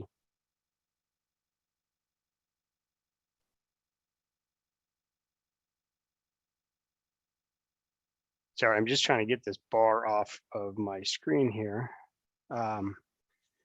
So in any case, we are, as I mentioned, in a good position to do this. So it's retrofitting a lot of our ammonia plants. We have being the world's largest nitrogen producer, we also are the world's largest ammonia producer. So retrofitting these ammonia plants with water electrolyzers, and essentially what that process is just splitting out hydrogen and oxygen out of the water and using hydrogen as a fuel source. So it's worth mentioning on our logistics here that rendering there of that ship on the bottom right is actually Yara Birkeland, which is a Yara sponsored ship that we're building that is fully autonomous and fully electric. And it will actually transport our products from to and from ports in Norway, replacing about 40,000 diesel truck trips a year. So that's quite a significant impact on carbon reduction as well. Hey, Don, it's Gavin, the producer. Just wanted to let you know you've got about a minute left as we want to save some time for questions and we need to be finished by 10:45. Thanks so much. Okay, not a problem. Just as thanks, Gavin. So as I mentioned, the logistical footprint, we're in a good position here with all of the plants that we had and the shipping that we have around the world. Here are some good examples, and you can look at these in more detail about what I'm talking about with green ammonia and green fertilizer around the world that we're working on. So this presentation will be available afterwards. You can look at these in a bit more detail. So in any case, that's it's worth mentioning too that the YARA has set up a revolving line of credit of over $1 billion linked to kind of ESG targets and carbon footprint reduction. So to enable this kind of green ammonia economy, we're going to have to, it's going to really take efforts on all ends, including collaboration with farmers, the food and beverage industry, regulators, as many have mentioned today, and users, all of us. Which may mean that we pay a little bit more for our products, and then even competitors, collaborating with competitors like Mosaic and others. So appreciate it. Thank you. All right. Thank you, Don. It's a highly enlightening presentation. So, and we pretty much got to the right time that we need to be. We have only about 5 more minutes for question and answer, and then there'll be a break. So at this point, are there any questions from anyone in the audience for any of our panelists here? Subrata has one for you, Joseph. So I'm just going to bring him up right now. He has a question for the panel. Okay. Hey, good morning to all three of you. I just wanted to let everybody know that all three companies are big supporters of the college, and we really appreciate your involvement and partnership. So Arian is also my partner in crime with the Industrial Advisory Committee. So thanks, Arian, for being involved. Mosaic has been a sponsor, and Don is a big supporter. He's also in the committee, so we really appreciate that. So the question I have is for Don. This green ammonia and green fertilizer, how much traction are you seeing in North America? I know in the European continent, we have a lot better acceptance and traction. How about here? Yeah, you're exactly right, Subrata. There's much more work that's been done and partnerships forged in Europe. We are working on that. We've established, YAR has actually established a green ammonia unit within the business unit of North America. So and that was just announced earlier this year. So we're working on that and gaining better acceptance, but it is a process for sure. Thanks. Any other questions? I have a question, if I'm allowed. Yeah, Joseph, there's also a couple of questions. Hi, Karev. There's a couple of questions in the chat as well, too, if you wanted to take a look at those as well. Yes, a question for Kerbad. Okay. Yeah, my question is also on the chat anyway. So Natalie, I think this was not part of your presentation, but I was wondering, considering the current situation in Pine Point, what is Mosaic doing to avoid such incidents in their wastewater reservoirs? Yeah, I mean, thank you for the timely question. And I'll say, we're doing a lot. Mosaic's gypstack design, operation, closure, and long-term care plans are subject to modern and very stringent standards. The Piney Point gypstack operated over 20 years ago. It was constructed before those modern regulations were in effect, excuse me. So Mosaic is aligning its procedures with those really rigorous regulatory requirements. And I just want to jump in, Joseph, and say there was Thomas had a really great question. I would like to ask if there's been any study of small scale plastic shredding to improve the supply chain of PETE, since many of us in the maker community have been shredding bottle caps, HDPE, to make 3D printing filament. Might be a question for Aaron, but anyone for the panel, we have time for this question only. Yeah, so that's a great question, and it's definitely something we're considering. In Florida, we just don't have any reprocessors for PET, right? So all of the MRF bales typically go out of state, and so they go to reprocessors typically in Alabama and South Carolina. So the issue is really around collection. Even if we shred and flake at a home level, we still have to collect it. Which ultimately may wind up in more contamination given how well we don't do curbside recycling today. So we think from a large scale, we are doing some pilots, like I didn't get into all the details specific on our tolling, where we're working with certain key customers and large event venues where we can actually collect and shred and send that to our reprocessors. And looking how we can expand that throughout the state. So I think it's definitely something to continue to explore, but I do think we're going to struggle with the same types of issues we see with curbside recycling, just on how we do the collection and avoid the contamination. Okay, so I suppose that's all the time we have left for this particular panel. I'd like to thank my panelists for the presentations. They were very informative and enlightening today. We're going to take a 5-minute break, and we'll be back for panel 6 at 10. I'm so sorry, Joseph. We're going to actually go to we're just going to go to the dean for a second because it's actually a 10-minute break. So I'm just going to bring him up and then okay. We'll throw to the my job's done. Thank you very much. Okay, you did a great job. That was awesome. Thank you, Joseph, for that. Just some housekeeping. We will have to the panelists. Thank you so much. It's a wonderful presentation. Our students and our community members learn a lot about the importance of businesses participating in making our world sustainable. So that is very important, especially your ESG work, environment, society, and government, and how you are so diligent in terms of doing that. Now we will take and also I want to remind that yesterday's presentation will be available. This is recorded and it should be available on our website as well as today's. We have a short break. We will be back exactly at 10:55. In the meantime, you should be able to enjoy a video of one of our faculty members practicing sustainability. Thank you very much. We'll be back soon. Once the biodigesters are in place and we have a complete solution for treating our organic wastes, the rest of the sustainability puzzle pieces fall into place naturally. Students come here and get firsthand, hands-on experience with living sustainably. So as you can see, the Rosebud Continuum is a bold step toward the future, setting an example for health and harmony that we hope will continue out into the community and the nation and abroad with the motto, please do try this at home. The second of our stops on the journey to Tomorrowland today is to the Sustainable Living Center of Tampa Bay Harvest on Sly Avenue, across from the Lowry Park Zoo, where Executive Director Will Carey and an army of volunteers have created an oasis of plenty on just 1 acre next to the Salvation Army that demonstrates how sustainability can help us find salvation.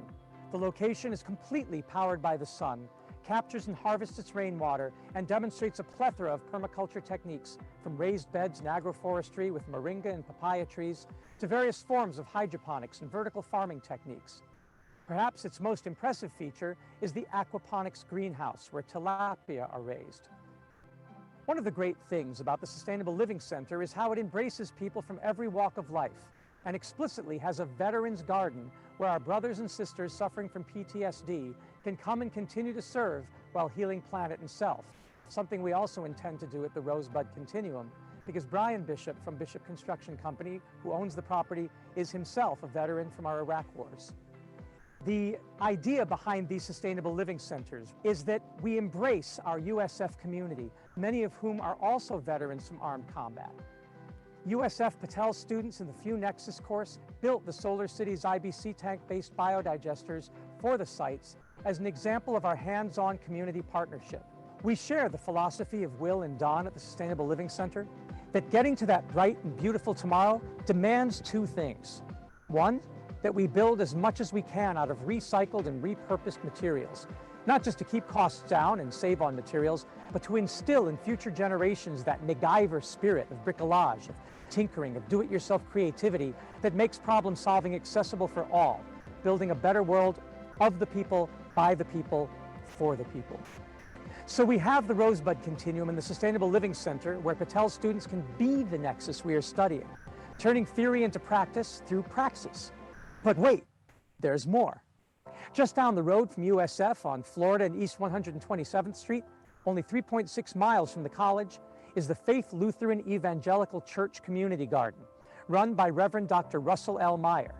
Patel College graduate student and staff member Eric Weaver is on the green team helping to lead this effort. Besides raised bed agriculture, our students and those of Blake High School worked jointly to build the first of the Solar City's IBC tank biodigesters on the property to supply the nutrient-rich fertilizer from garbage, something far better than the normal compost, since it takes 24 hours to get the liquid soil as opposed to months for traditional compost. The site has so much yard waste, tree trimmings and such. We also do lots of aerobic composting too. And in fact, the city brings tree trimmings here to create mulch instead of bringing it to landfill. In this way, the community garden serves many roles, increasing the efficiency of our urban landscape and lowering its ecological footprint. Beginning to see a trend here? Yes, locally adapted variants of the same core technologies are popping up everywhere in our study areas, from family farms like Rosebud to 1-acre community plots to church gardens, and of course, we can't forget science centers and schools. As part of our outreach at Patel, Rosebud, and Solar Cities, we're also working with the Museum of Science and Industry, MOSI, right across the street from the Patel Center, where our students can mosey on down and study science. At MOSI, we are partnering with Ian Reed, the manager of youth and academic programs, and Kristen Gilpin at the MOSI Butterfly Garden and Animal Husbandry Lab. We have a professional home biogas system there and a Solar Cities IBC digester to complement their MOSI outdoor program and pre-existing engineered marshland and wastewater treatment model. This gives us a chance to introduce the FEW Nexus not just to STEM science teachers, but visitors and their entire families. And of course, we're working in the high schools, like Blake High School in downtown Tampa, where students are busy doing STEM science by building and researching biodigesters, not just for themselves, but for the younger kids in the area, and through their participation in a National Geographic Google Hangout, spreading the mission by sharing live with kids as far away as Texas and Alberta and Ontario, Canada. Since we're working on global solutions, we use the power of the internet and social media to make sure our open source ideas and technologies for making the world better know no borders. We're even putting our Nexus technologies into practice down in St. Petersburg, where USF has our Marine Lab, working with students who are residents of St. Petersburg Urban Eco Village, and with the Traveling Sustainability Circus, whose performers stay there. In fact, we plan to put one of the commercial home biogas systems on their performing caravan boat called the Amara Z that teaches environmental sustainability in ports all over the world. And that's the point of our hands-on Nexus class. From north to south, from east to west, we're working here in Tampa to provide opportunities to put Nexus thinking into practice and create nodes for best practice solutions to come together and form a rhizomal network of systems that can be integrated at local and regional scales. From there, we take advantage of social connectivity via Facebook and YouTube and our websites and other social media to connect these hubs to places even further away and around the world that can act as points of light in the growing constellation, as an ever-evolving latticework of self-reinforcing sinews to make that strong Nexus muscle that can move the world. We started doing similar work during the Thanksgiving holiday at the Sacred Stone campsite at Standing Rock and Lake Traverse Indian Reservation in South Dakota, installing solar panels for the medical clinic tent and composting toilets for the school at Sacred Stone and waste-to-energy projects at the Rosebud campsite. Yes, the Rosebud Continuum here in Land of Lakes, Florida, is intimately connected to the movement for sustainability and justice in the Lakota Sioux Nation that Sonny Bishop was born in. This is how we use our multiple connections and synergies to create the social nexus that will sustain us. At the Tribal Council in Lake Traverse, we built an indoors Solar Cities IBC biodigester to demonstrate how well they work as domestic dragons indoors. And then we installed a commercial home biogas system indoors too, in the basement of the home of the son of Chief Arva Looking Horse, a Dakota Sioux elder who is working hard to stop oil pipelines from polluting the First Nations and helping to get Native Americans off of the curse of the black snake of oil.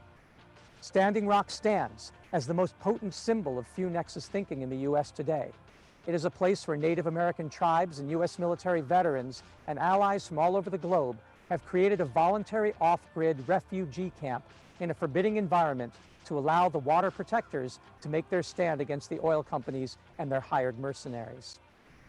Nexus thinking and systems integration is vital to the survival of this movement, and it is turning into a field test site for the best techniques and technologies to help get us all to a brighter tomorrow. And finally, we and our students also are involved in the Solar Cities project with the Clinton Global Initiative that's operating in and around the refugee camps in Jordan, where tens of thousands of families fleeing the wars in Syria and Iraq are confronting and suffering from inadequate solutions to And we're back, Dean. And we're back.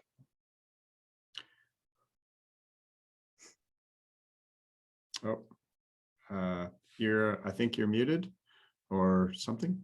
Yeah, muted. Yeah, there you go.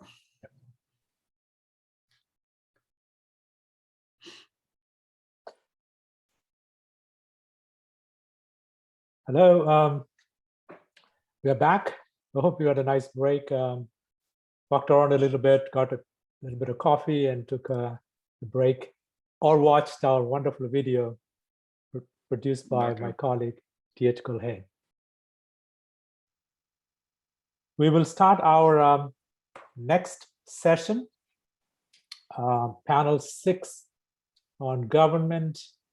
We heard from our Florida officials, but we are going to hear from our regional, county, and city partners. So this session will be moderated by Heather Rothrock, my colleague in our college, who is also the chair, or the director, I should say, of our Sustainable Policy Program. Heather, take it over, please. Thank you very much, Dean Perriel, for this introduction. It's my pleasure to be the moderator for this panel so that we can discuss some timely topics relating to sustainability and resiliency at the local level. Policy at this level is critical because policymakers best know the residents' needs, and policy at this level also can fill in gaps when state and federal governments fail to act. So we have a great lineup of panelists today, a lot to talk about. So let's get into our 4 panelists. And just a note, Whit Reamer had to drop out last minute. He was originally going to be a panelist, but his boss, the mayor of Tampa, asked him to do a last minute job. So unfortunately, he won't be here, but we will have more time per panelist. Okay, so starting out, our first panelist is Sean Sullivan. He's currently serving as Executive Director of the Tampa Bay Regional Planning Council. Sean represents the council before a variety of government, business, and stakeholder organizations on issues of regional significance to include transportation, the environment, economic development, climate resiliency, and emergency management.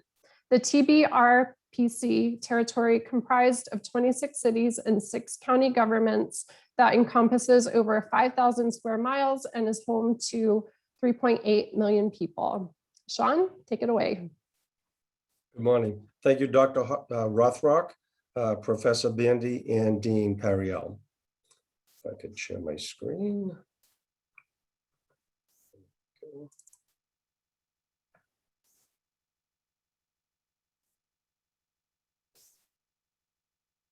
Can you see things? Yeah, it looks great.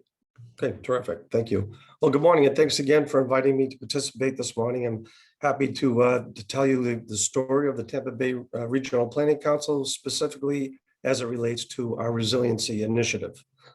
So the Tampa Bay Regional Planning Council is one of 10 regional planning councils in the state of Florida. We were also the first regional planning council in the state of Florida and began our 59th year of service in January earlier this year. The Regional Planning Council has 27 member governments. As Dr. Rothrock alluded to, that's 6 counties that you see on the screen, 21 individual municipalities, Our board includes not only 27 elected members, but also 13 gubernatorial appointees appointed by the governor, and 3 ex officio members representing the Florida Department of Transportation, Department of Environmental Protection, and the Southwest Florida Water Management District. So resiliency. What is a definition of resiliency? And I like the definition that resiliency is defined as the ability to prepare and plan for, absorb, recover, and more successfully adapt to adverse events. And that definition I've borrowed, and I want to give credit to the American Association of State and Highway Transportation Officials, known as AASHTO. In the need for resiliency in our region, we know that we live in a paradise. In fact, if I could quote Commissioner Long from Pinellas County, she says that in the Tampa Bay region, we truly live in paradise, but living in paradise comes with great responsibility. And we have taken that to heart here at the Regional Planning Council. We understand the need for responsibility that we have as a Regional Planning Council to work with our various stakeholders throughout our region, which is 5,000 square miles in size.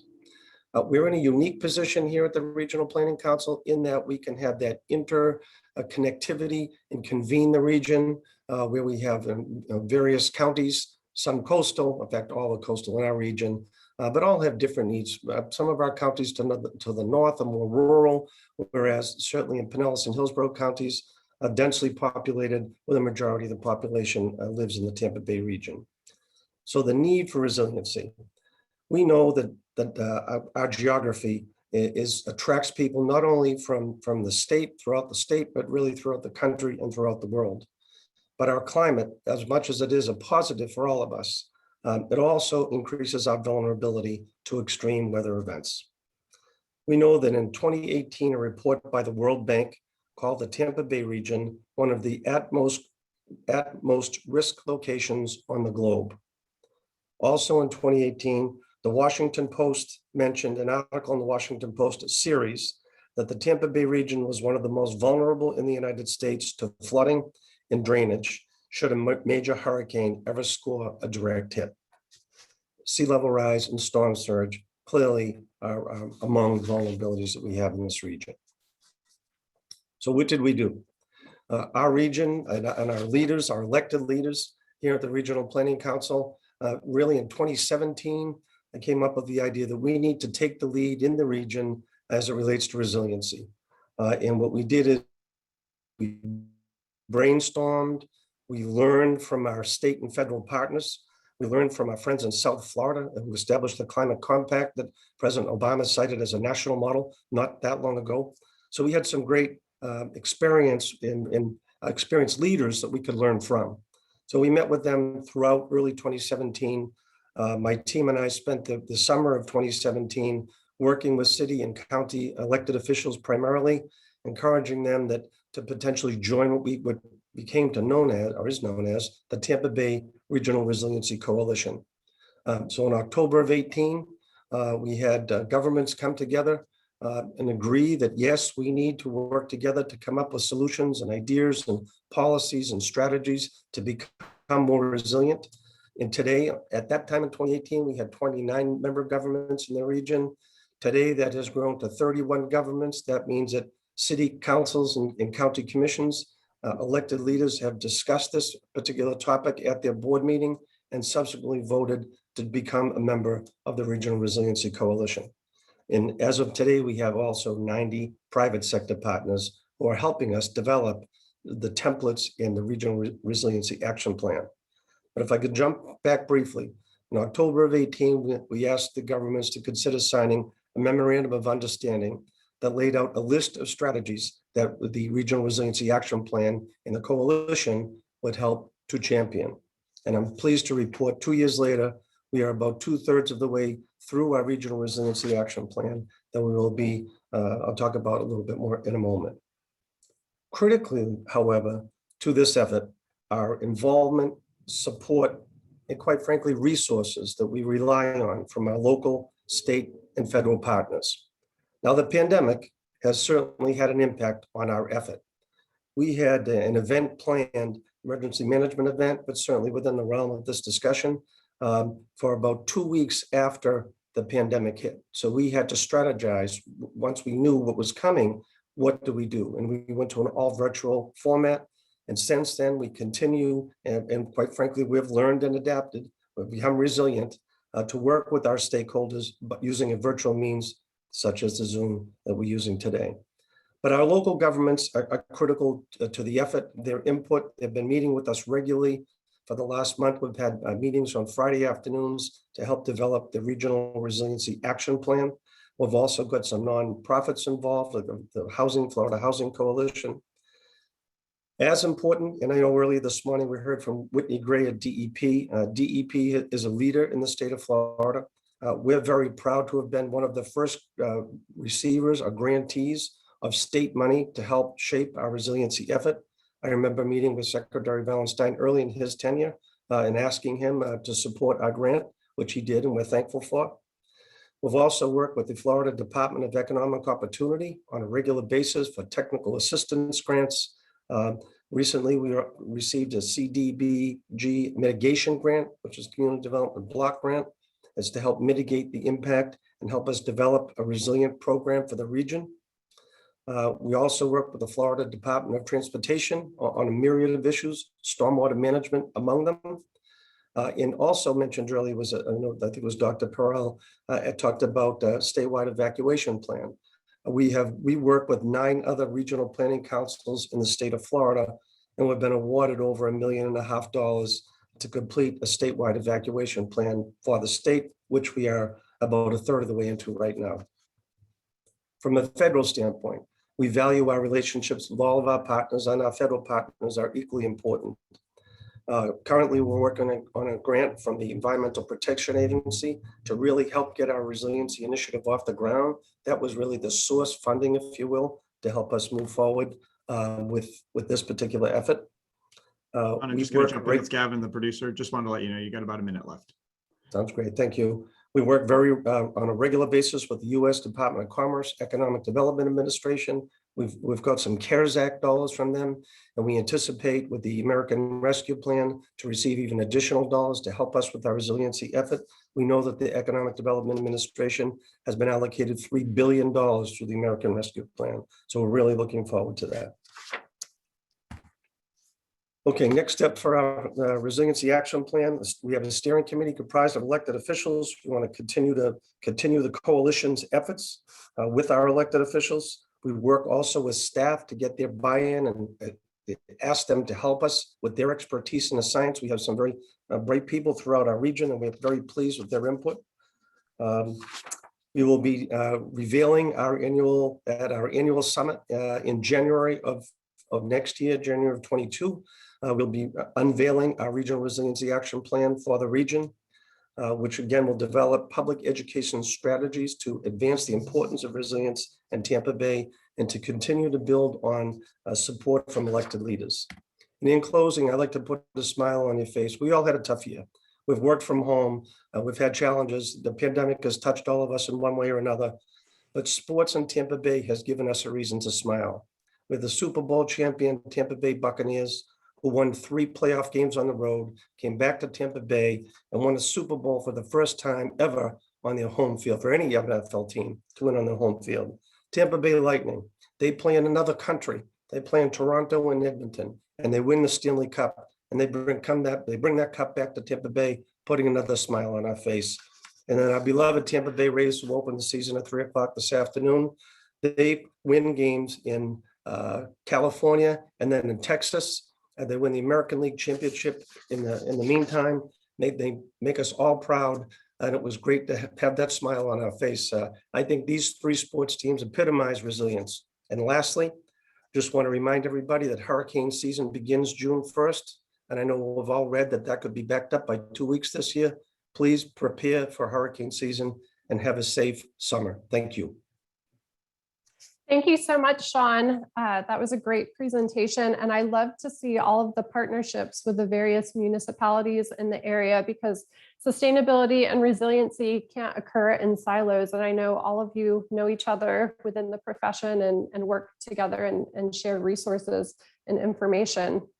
And on a personal note, I co-teach a course within PCGS called Economics and Finance for Sustainability. And Dr. Haldar has been instrumental in facilitating a partnership with your organization. So we were able to allow students to use your REOP tools and do feasibility studies on solar energy within Tampa Bay. So I look forward to our continued partnership. Thank you very much. You're welcome.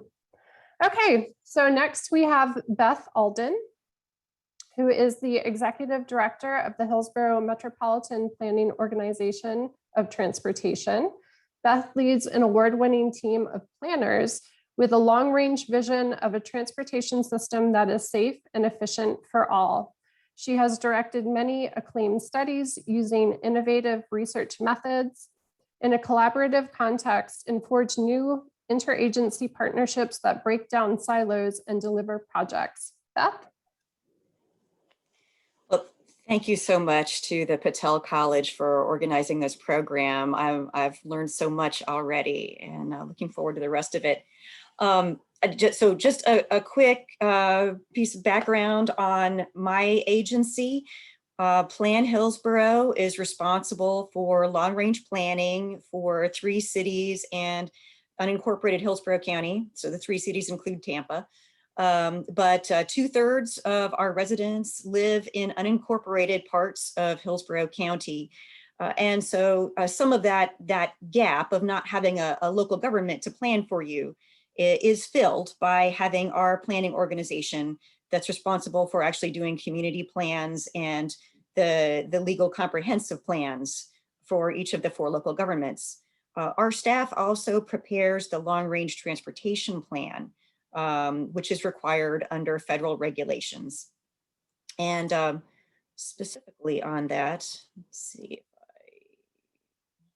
I'm not advancing the slide. There we go. So my group is in charge of the transportation part of this planning process. And we, as a metropolitan planning organization, we're responsible for cost feasible planning for transportation. And so what's important about that is that we have to come together to set priorities for our limited dollars. And, and that means that your local government elected officials come together and they adopt a long-range transportation plan with a 25-year horizon, a transportation improvement program with a 5-year horizon that lays out how the dollars will be spent on projects that are deemed important to this community. So we are one of 27 MPOs across the state of Florida. There is an MPO or a transportation planning organization for every urbanized area that is greater than 50,000 people in population. So there's very likely to be one in your area, and MPOs can be a great resource for advancing the cause of resilience and sustainability. And so that's what I'd like to share with you about a little bit this morning. So one of the things that we've been working on is, what does it mean for us to prioritize transportation improvements that make us less vulnerable, in particular to extreme weather events. And so, we've worked very closely with the Regional Planning Council, appreciate very much their great work in championing this public dialogue, because it helps us to then make the case for investing in the needed improvements. So, we take the next step in the infrastructure planning, identifying the major roads that are highly vulnerable, moderately vulnerable, and then, which of those road segments are the most critical for us to make sure stay in place. And when I mean stay in place, I don't mean just that they, not that they won't be inundated. A lot of them will be inundated if we have a 19-foot storm surge. But after those waters recede, will those roads still be passable? Will the bridges still be passable, or will they be scoured out? And if they're not passable, what does that mean for us? And so we've gone through and identified some ways we could make those important roads less vulnerable. So just a couple of examples in the Tri-County area around Tampa Bay, Gandy Bridge, you know, we came up with a cost to actually raise the profile of the road and the causeways that lead up to the Gandy Bridge, which could easily be washed out. But there are less expensive projects, like just improving the stormwater drainage, improving our beach and shoreline to make that less vulnerable. So done these kinds of cost estimates, and then compared that, you know, again, working with the Regional Planning Council, looking at their economic impact modeling to, you know, where are we going to be if we're trying to recover from a disaster event, and we have major roads that aren't passable. We depend on those roads to get our essential goods. Everything that you're going to need to recover from a disaster is probably going to be brought in on a road. And if the roads aren't passable, that has tremendous economic impact as well as impact to our community. So we estimate that break-even point is at about 2.5 weeks.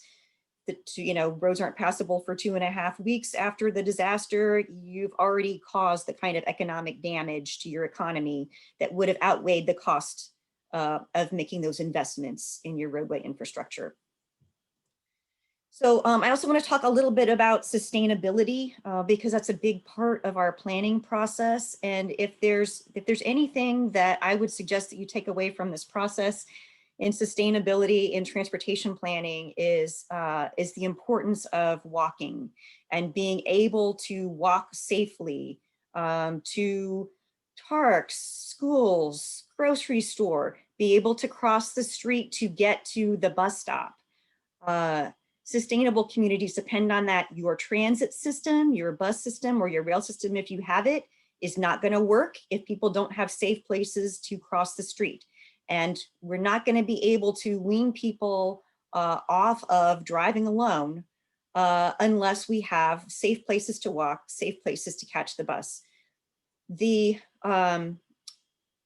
high crash rates that we have in the state of Florida, the burden of that falls disproportionately on our most vulnerable populations and the people who have the least resources to recover from those severe crashes.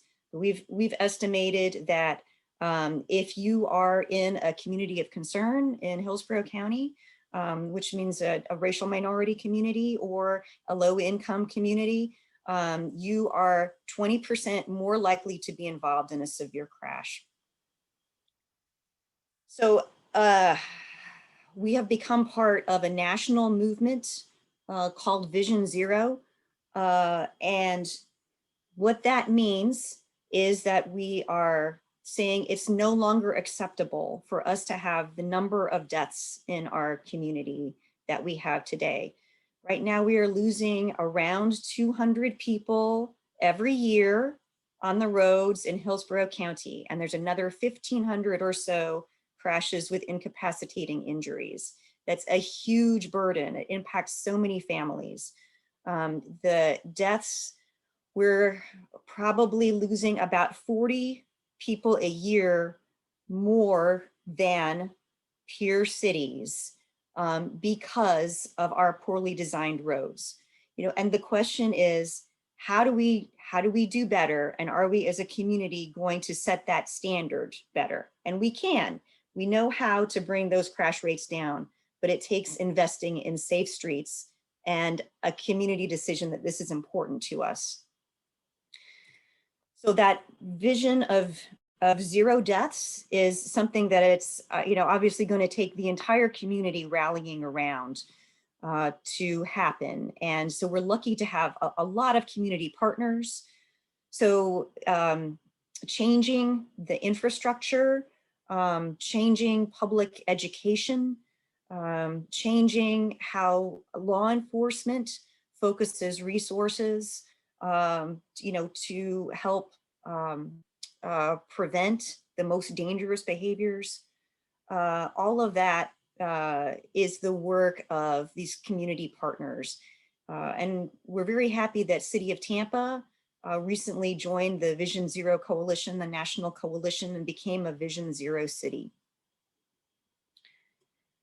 What exactly does that mean?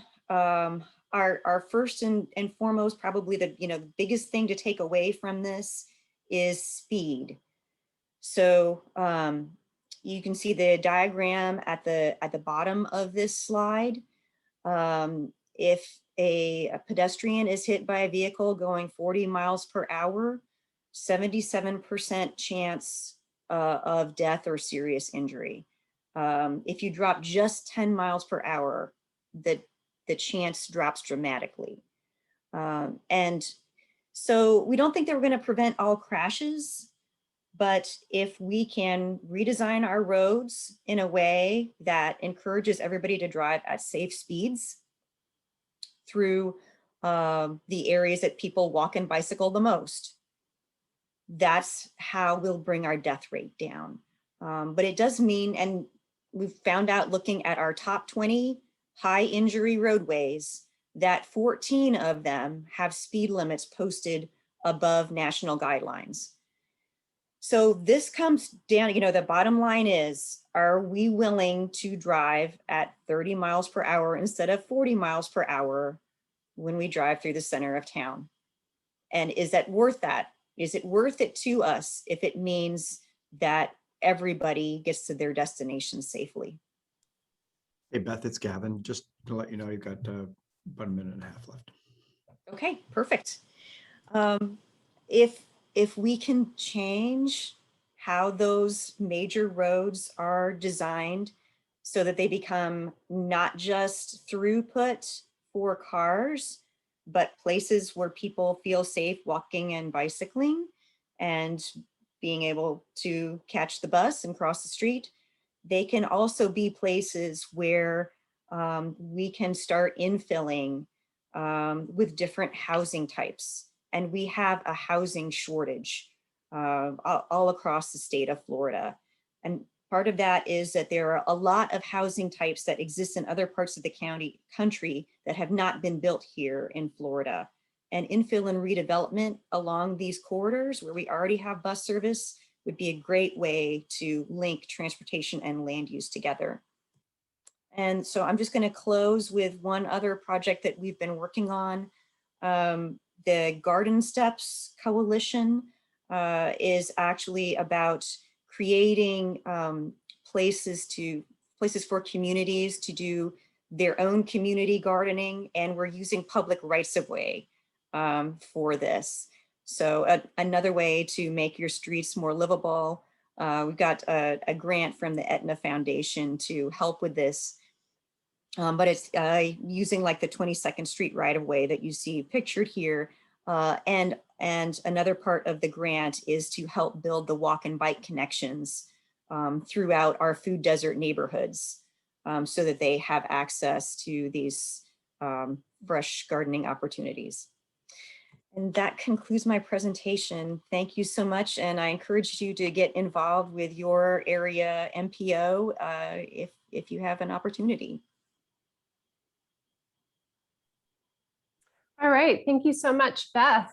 As someone who used to commute from Pinellas to USF Tampa prior to the pandemic, efficient transportation is near and dear to my heart, but I'm actually really happy that you brought up more social dynamics of transportation, talking about the equity and access to food gardens, and obviously preventing death is an overall objective as well. So up next, we have Chris Castro. Chris is an award-winning sustainability professional, clean energy enthusiast, and eco-entrepreneur with a passion to advance smart, resilient, and sustainable cities in balance with nature. Since 2014, Chris has worked with the City of Orlando as the Senior Advisor to Orlando Mayor Buddy Dyer, Director of Sustainability and Resilience and Future Ready Steering Committee member, developing a comprehensive set of policies and programs that advance the city's sustainability, climate action, and smart city goals. Chris? Okay, thank you so much, Dr. Rothrock and Dean Periel. It's a pleasure to be here speaking at this year's annual conference, and Great to be on this great panel and hearing about both Sean and Beth's stories and what's happening both at the regional planning and the MPO level. So much similarities happening across the region. Of course, here in East Central Florida, we also have just lifted up a regional resilience collaborative about 1.5 years ago, 35 government members. And this is really how we're going to begin moving significant progress on this, on these challenges. So it's very encouraging to hear what's happening in the Tampa Bay area. Again, today, I'm going to really try to demystify how local governments are working to advance this work and give you some real pragmatic policy and program ideas and strategies that we've really been implementing and showing real measurable progress. And to start us out, you know, City of Orlando has been on this journey to think about moving towards a more cleaner, healthier, and sustainable city since back in 2007. Mayor Buddy Dyer launched GreenWorks Orlando, which is our brand. And really the whole idea was to transform our city into one of the most environmentally friendly, socially equitable, and inclusive and economically vibrant cities. And over time, this concept of GreenWorks has evolved into a full-fledged Office of Sustainability and Resilience in the executive department of the city. And we work across all departments and divisions, as well as across the community with our utility, transit authority, MPO, regional planning councils, universities, business, residents, to really move forward a whole comprehensive approach to urban sustainability. And you can see some of the key focused areas there, including clean energy, green buildings, zero waste, electric and alternative transportation. And today I'll talk about 4 of them and give you some insights as to what we're doing. I thought it was also really important to share that this, you know, there's a lot of conversation across the world right now looking at the Sustainable Development Goals as a true unifying framework to get us out of the COVID crisis and really center a green and just recovery. Of course, the SDGs were enacted back in 2015, really looking at a plan to advance humanity in a direction that ends poverty, eradicates inequalities, and protects ourselves from the threats of the climate crisis and the environmental issues facing today. We are about to publish our first voluntary local review, an official report to the United Nations of how Orlando and our local priorities, specifically with GreenWorks in this first plan, are aligned with the global goals and are moving us in that direction. And I think it's critical that we continue to center the SDGs in our work. Now, post-COVID, which I think is the focus of you know, or during COVID, we have been really thinking about ways to meaningfully address this issue. And what I think all of us have realized is that COVID has exacerbated a lot of the inequalities that we knew about in our community, but didn't know to the extent of the impact. Things around transportation burden or digital divide, food insecurity, energy burdens within households. And so the City of Orlando has now begun mapping a lot of these inequities using a tool by GreenLink Analytics. If you go to equitymap.org, you'll see more info on that. And cities can participate and begin mapping all of this information, overlaying demographic data, overlaying household income information, and really helping us to pinpoint where we should be allocating our resources. And it's been really tremendous. So knowing that frame and how we're centering equity. Oh, I also wanted to mention that as part of this work, we have also brought on a chief equity official in the City of Orlando for the first time in our history, now to really help us to center equity and social inclusion in all of the work that we do moving forward, not just in GreenWorks, but citywide. And so that's a big move, and shout out to Mershawn Green, who has been selected for that position and already doing great work. So knowing kind of that frame and the centering of social equity, I wanted to also dive into a couple of examples here. So as it relates to green buildings, a lot of people don't realize that buildings are often in cities the largest contributors to carbon emissions and greenhouse gas emissions. In Orlando, over 70% of the carbon emissions that our city contributes to the global carbon budget is coming from the energy used in buildings. That includes the electricity, the emissions factor of the electricity that those buildings are purchasing and using, as well as the on-site energy use for heating or cooking or whatever it might be. When you combine those, they are certainly the vast majority of the emissions profile. And so we often look at that as the main priority. And one of the ways that the City of Orlando has been trying to address it is trying to address the upfront barrier, the cost barrier that people often face, right? We know that investing in energy efficiency or renewables has fantastic return on investments and good long-term prospects, but the challenge often is the upfront cost. So we have worked to enable a number of financial tools, including PACE financing, Efficiency Delivered, and SELF, which is a nonprofit partner of ours, the Solar and Energy Loan Fund, now offering low interest loans to low and moderate income communities all across the city. We've done several $1 million with SELF since we invited them and helped expand their operations outside of St. Lucie County back in 2015. And it has been tremendous to see the support that not only the city, but our utility has been providing to a lot of those in financial hardship. I think over $14 million of subsidy has been provided to those that have been impacted by COVID financially, whether it's their unemployment or just having troubles paying their utility bills. So we continue to offer out programs, and a lot of these subsidize the improvements. So Efficiency Delivered, we actually provide free home energy assessments for renters and owners, and up to $2,500 of which we help subsidize those completely. The other big move during this COVID is we realized that moving forward, we need to do a better job at building higher performing, healthier, greener buildings. And the city for a long time has had a LEED certified goal for all city buildings, including our venues, our neighborhood centers, police and fire headquarters, etc.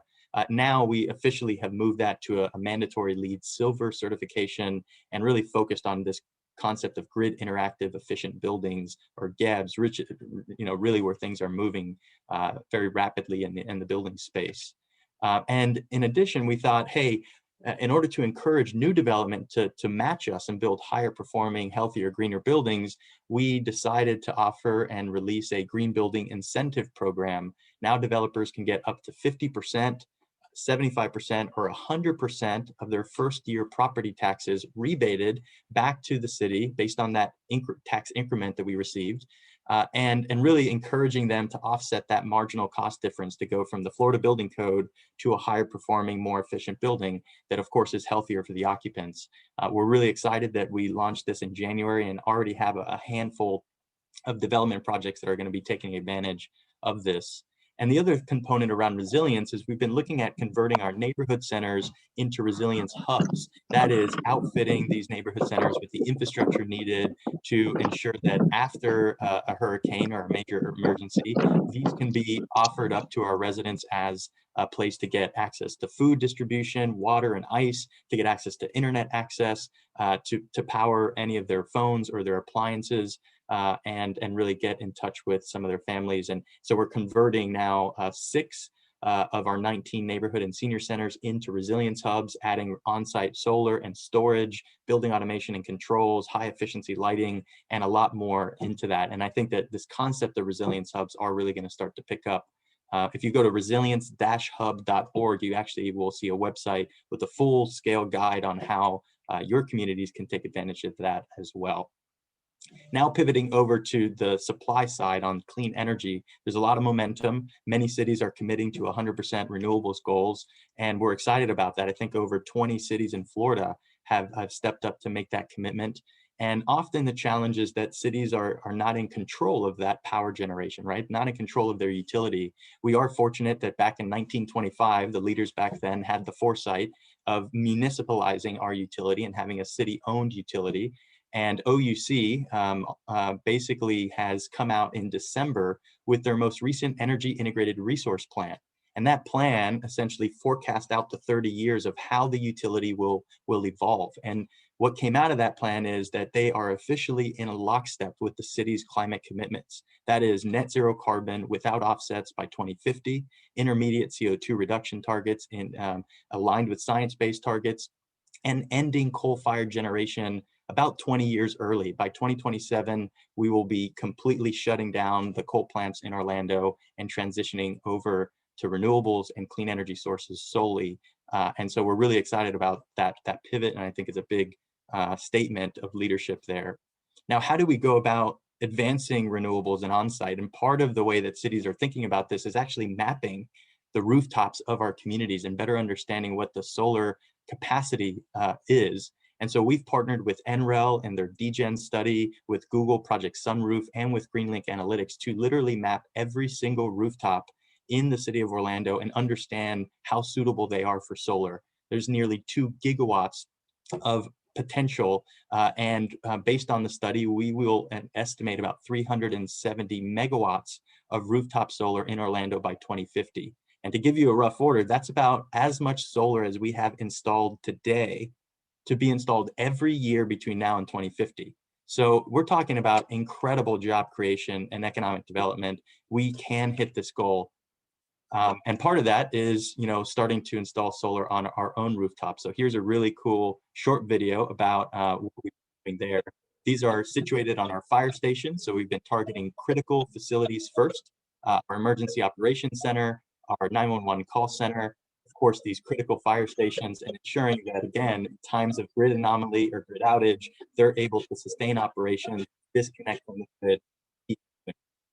So we continue to add more rooftop solar every year on city municipal buildings. And in addition, trying to provide tools for our residents. So solar co-ops are one of the really great ways of doing that. I know that the Tampa Bay region has done a lot of them in the past, and St. Pete and Orlando, as part of American Cities Climate Challenge, we've been prioritizing this. And over the last 2 years have added over 1.2 megawatts of rooftop solar just through this co-op.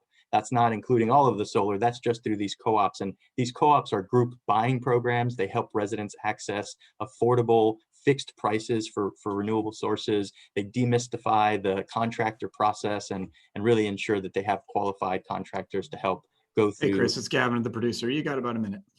Okay. So with a minute left, I will say that a couple of last thoughts. We are looking at adding more utility scale solar, and this past June, we added 108 megawatts of utility scale solar to our grid and significantly increased the amount of capacity we have. And on top of utility scale, we're also landing photovoltaics or floating solar around the region. In partnership with NREL, we're one of the leading cities in the country testing photovoltaics. We have about 1 megawatt of floating solar all around the city, including at places like wastewater treatment plants. This is at Altamont Springs and the Orlando International Airport in the shape of the Orlando logo. So the next time you get on the autonomous tram there and you're going to the main terminal, you'll certainly be starting to see a lot of floating solar and even testing energy storage. If we're going to truly move to 100% renewables, we're going to have to really figure out how to sustainably do that. And part of that is looking at even things like green hydrogen. So we have a project where floating solar is actually creating green hydrogen, storing those in those tanks that you see there, and then being able to be used for certain times of intermittency when cloud cover comes over or longer storms. I was going to dive into transportation and local food, but I'm getting the hook. So with that, I'll turn it back to you, Dr. Rothrock, and we will get into Q&A. All right, thank you so much, Chris. And I know you just touched the surface of everything that's going on in Orlando. So in my opinion, the Avengers at Universal Studios don't have anything on you and your team. You're true sustainability superheroes. And I'm sure we'll have questions for you when we get to Q&A. So cool. Thanks again. Okay, so now, last but not least, we have Randall Penn. He has significant experience in developing an education and outreach program related to solid waste in Sarasota County. His current roles include designing and managing a community composting program, management of UF-IFAS Green Business Partnership, and providing education and guidance for residents, schools, and businesses on creating successful environmental waste reduction programs. And it's also worth mentioning he's currently pursuing his PhD at USF. Okay, Randall. Yeah, thank you. Thanks for mentioning that. Yeah, I'm back in school. You know, I'm looking forward to spring break next week for the first time in decades. So it should be kind of a fun week for me. That was a great introduction about the programs I do at the Extension Department here. I'm the state's only faculty agent really focused specifically on waste reduction issues. And that stems from, like you said, working with businesses, recycling, composting and food waste is a big program that we have. So I'm going to kind of take you through a little bit of those programs and how I kind of intersect with the folks that are on the panel. You know, I work a lot with the county governments. What Extension is a partnership between county governments and the University of Florida. We have an office in every county around the state. So whether you're in Hillsborough County or Sarasota County, where I am, we have a local office there full of faculty working on all sorts of these issues that we hear today. Our role is to really provide that research approach to these issues we've been discussing around sustainability and really tailor them to the local issues that we have. We started out primarily being focused on agriculture, but over the last decade or so, we've seen a transition from being solely focused on agriculture to more issues of what's going in our cities and our urban areas. And that is really where we kind of intersect with sustainability.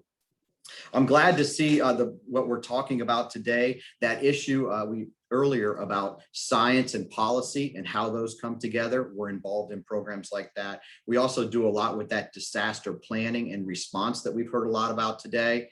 And then we also work with the folks like Chris, in strategic planning at the county level.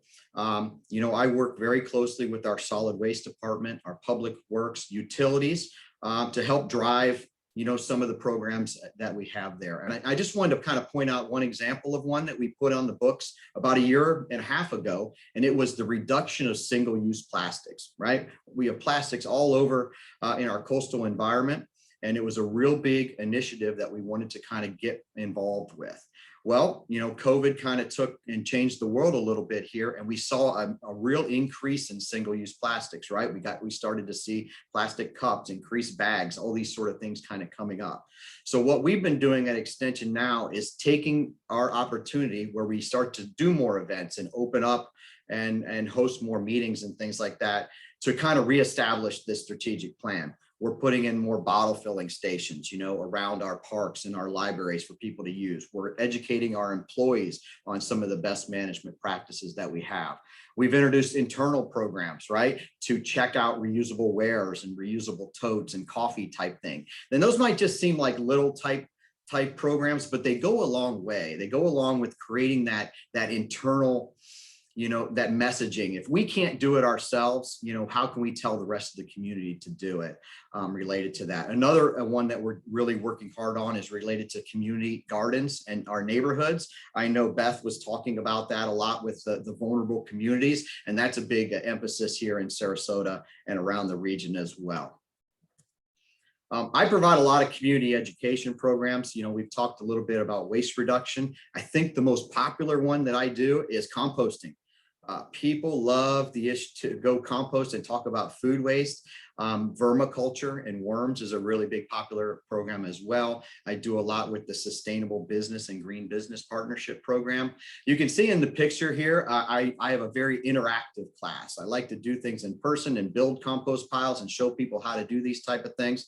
We've kind of steered away from that in the last year. I've actually only hosted 2 live events in the last year, and they were just in the past couple of weeks. So I was really excited to kind of slowly be opening back up. But I wanted to talk a little bit about single stream recycling. I've been providing a lot of education and support for our county on our recycling program. We went from a dual stream recycling program, meaning 2 bins, to a single stream cart. And I know a lot of other municipalities have kind of done that. But to give you a snapshot of what I do from the research side, I like to follow the data, right? As that's what we do as faculty at the university. We love our charts and data and all those type of numbers. So I'll have a class and I'll be asked a question, was the county's program to implement single stream, is it successful? And I'll just turn to the numbers and say, this is what happened after 1 year. We've increased our tonnage by 26%. But along with that, we've also seen that contamination kind of come up as well. We've got a net 16% improvement over our first year of single stream recycling at Sarasota County. So I think the county is very pleased with those numbers, but I like to kind of lay out that data and allow folks like Chris and the other county officials to say, here's the numbers and here's why we made that investment in those type of programs. And as an extension agent, I also pop in. You got about a minute and a half or so left before we go to questions. It's a great presentation, by the way. All right, no problem. It's impossible to ask an extension agent to keep under 10 minutes. So I'll just kind of bump ahead here after this slide. I like to take our reusable totes that we collected, and rather than having those recycled or thrown into the landfill, we use those for educational opportunities. We take them into our schools and into our classrooms, and here's some of our vermiculture bins. I'm going to bump ahead about some of the COVID type issues that we've had. I run the Sarasota County Green Business Partnership Program. This program is essentially flatlined in the last year. I think our small businesses are really focused on a survival mode right now. So a big challenge for us at IFAS and my program with the Department of One is to get this program kind of relaunched. How do we get the business community engaged in sustainable type practices again as we reopen and as they start to move into the end of 2021? That's a big focus of ours from the sustainability standpoint. We did a lot of events. Those are all shut down. So we had to do a shift to online. Just to give you an idea, we have been doing lots and lots of classes, Zoom webinars, IFAS online courses to help support a lot of those educational efforts that we have around our community. I think all of us have kind of become YouTube stars of a sense over the last year, doing videos and things like that to support our schools and our education type programs. Youth programs are really going strong. I know a lot of Florida's teachers have really struggled to have to do homeschooling and promote different types of programs. So we provided a lot of support, life programs, learning in Florida's environment. We have a scientist in every school and every classroom that we're going in and popping into classrooms around the state, and all sorts of issues from recycling to renewable energy and a lot of those things we focus on today. And I'll wrap up with this one thing. I do run courses on campus related to sports, and I love to use sports as a way to promote environmental messaging. So it's great to see Sean there kind of pop in and talk about what's going on in Tampa. We work a lot with Natalie Arena and a lot of their sustainability programs and engage our youth on campus and involve them in programs related to obviously there's been a kind of a timeout on doing a little bit of those things in person, but the Tampa Bay community has been really supportive with those venues around the state. So I'll just kind of leave it at that. I know my time's short, and thank you for having me. All right, thank you, Randall. Sorry to rush you through. I've taken advantage of the online IFAS program, so they're super impactful, and it's great that they're available to a broader audience now. So let's open it up. There were a few questions in the chat that I just wanted to see if there were any you picked out that you wanted to look at. I'm happy to read them back if you need, but some people had some good questions that maybe you saw and you wanted to ask them. We've got about 4 or 5 minutes here. Would you mind picking questions out? I actually haven't been following them. Yes, there was actually one that Chris, maybe you wanted to just you answered a question that someone asked in the chat that I thought was quite good. Did you want to elaborate on that at all? Well, you're muted. Sorry, sure. I've been answering a few different questions. I put some links in the chat about that GEM equity map, which I think is really a fantastic tool for municipalities and counties to look into. And also there was a question directly to me about whether we were just adding solar on rooftops or also parking canopies to help shade those vehicles, etc. We currently have a major parking canopy RFP that's hitting the street in just a couple of weeks. We are not just putting them on top of parking lots and parking garages, but also utility scale solar, you saw, rooftops and floating. So it's very much certainly a comprehensive approach. We also have some solar picnic tables to provide Wi-Fi and charging at a lot of our parks, and those act as kind of resilience hubs with a small R. Those are just little outlets for people to go and get. And then there's a couple of links in there about stories and articles that really dive into more detail about that. And we had a question for Randall as well too, Heather. Just it was from Thomas, and he says, "Agree so much with Randall Penn. If we can't do it ourselves, how do we expect the municipality or region to do it? Time for radical adult responsibility at the home and community and space at school levels. Then give confidence in industry and business to scale. This isn't how it was always done, from the lab to the bench, but to business to entrepreneurship with citizen science programs in STEM. Couldn't we have schools and homes to be the small scale proof of concept that drives business to feel confident to make the larger investments that produce the economies of scale?" So this is directed at Randall, and I think it was a good corollary to what you were talking about in your presentation. Yeah, I just want to follow up. Is that from Dr. Coolhane? I take it there. And I had to fly through one of my slides there, but if you saw one of our youth programs that we had there, I had one of your biogas digesters. I came up and spoke to you about that. And I have to tell you, I also have one of those water tanks that you have in your picture there. And I'm ready to open that up for any of your students or any interns who want to come out and do some projects with us down at Sarasota County Extension. I need some help building some of those digesters and working on some of our green business partnership programs. So I'll just open up that invitation. If any students are on here and want to kind of get involved, you can email me and we'll put you to work. I think we have time for one more, Heather. And Beth, apologies, I put the wrong link in on yours, so thank you for correcting that. I don't see anything major here that I could, yeah, I'm sorry, I don't have a last question, but maybe Heather, that you wanted to sort of open it up to the panel. Sure. So, oh, go ahead. Heather, I have a question for Sean. Any more ideas about the funding that he might expect from the rescue plan? We anticipate specifically through the Economic Development Administration, because they've been allocated $3 billion, but the Treasury Department has 60 days from the date of the enactment of the legislation to set the parameters and the processes for which the funds will be allocated. So we're paying keen attention, and I expect to have additional information within the next 30 days. Thank you. And that's a wrap, Heather. I'll let you wrap it up. All right, great. Well, thank you again to all of our panelists. Thank you to our audience. We've been given a lot of information to consider, and I always leave these panels rejuvenated because I know there's a lot of chaos going on in the exterior world, and we don't always hear about the positive things going on. And I encourage all of you watching to participate in the local government making process, because that is what true resiliency consists of. So thank you very much again, and take care. Likewise, thank you. Great. Thank you, Heather, for handling the session so deftly, so well. Thank you. You're welcome. The panelists. Let's move on straight to our next presentation on renewable energy. And the guest will be introduced by T.H. Culhane.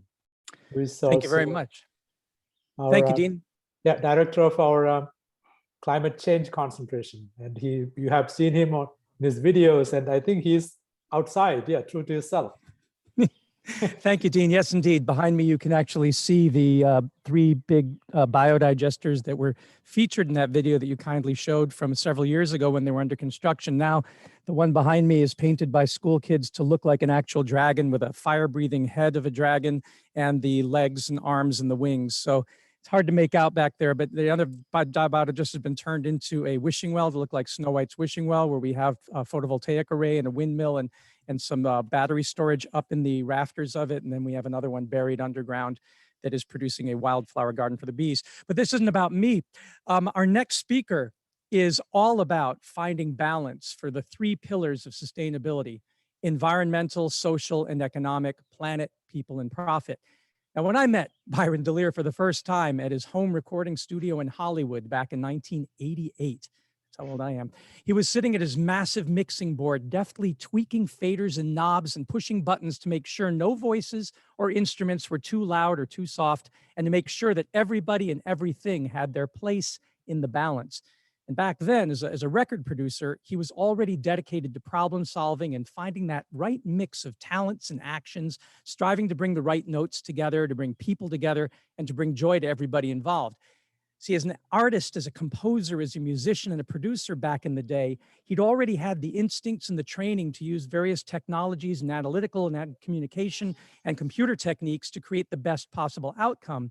And he was also sensitive to the voices of the previously voiceless.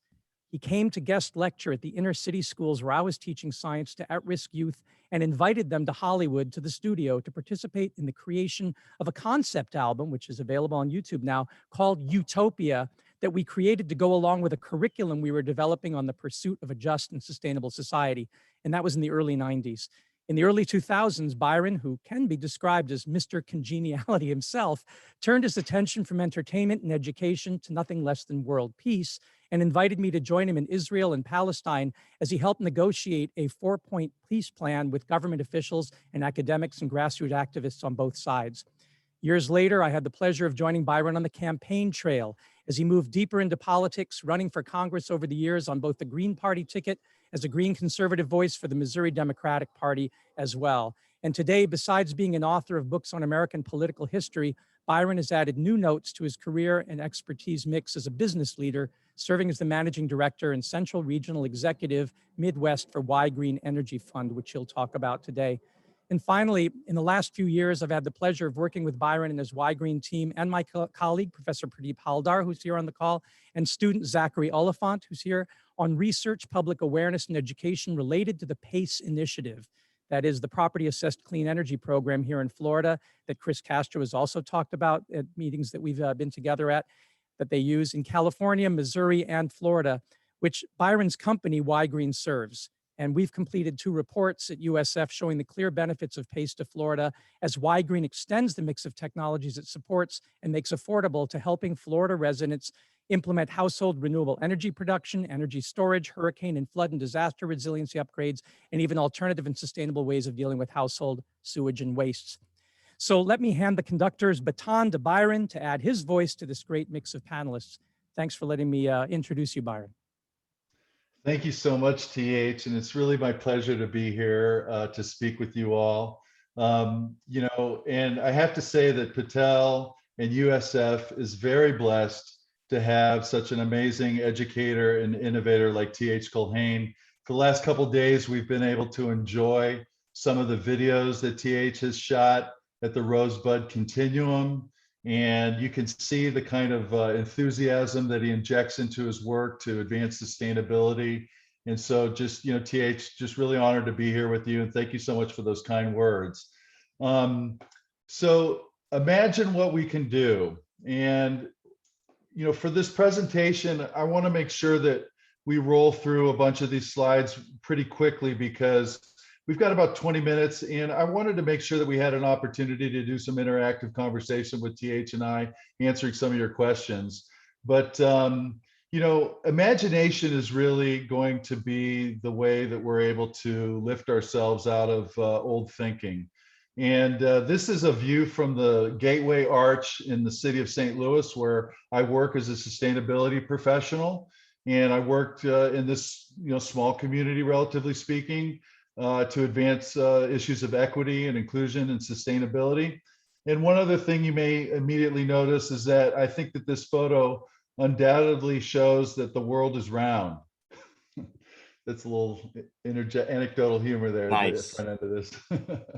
So, and just to start at the big picture, obviously many of you as sustainability students in the graduate program and other professionals viewing this are familiar with these tiles. It kind of looks like the tiles in a Windows 10 program or something. But obviously these are the sustainability goals that were established in 2015. And the initiative that I'm going to share with you all, which is called PACE, Property Assessed Clean Energy, that initiative really covers several of these tiles, beginning at 7, affordable and clean energy, decent work and economic growth, 9, industry, innovation and infrastructure, 10, reduced inequalities, 11, sustainable cities and communities, and of course, number 13, climate action. And you may ask, well, what is PACE? PACE is an acronym that stands for Property Assessed Clean Energy, and it's a financing innovation that works hand in hand with all the technological innovations that we've seen in energy that obviously accumulate in a compound sense. But we need to have a means to be able to deploy those technologies into the marketplace, into the real world. So enter PACE. And PACE really is a revolution in finance. And this is a recent editorial written by Adolphus Pruitt, who's the president of the St. Louis NAACP. And what he says is that Set the Pace St. Louis shows promise as a forerunner of a revolution in finance. With rates and terms the same for all program participants, this simple fact makes PACE more equitable than other financing solutions. And so what does this mean?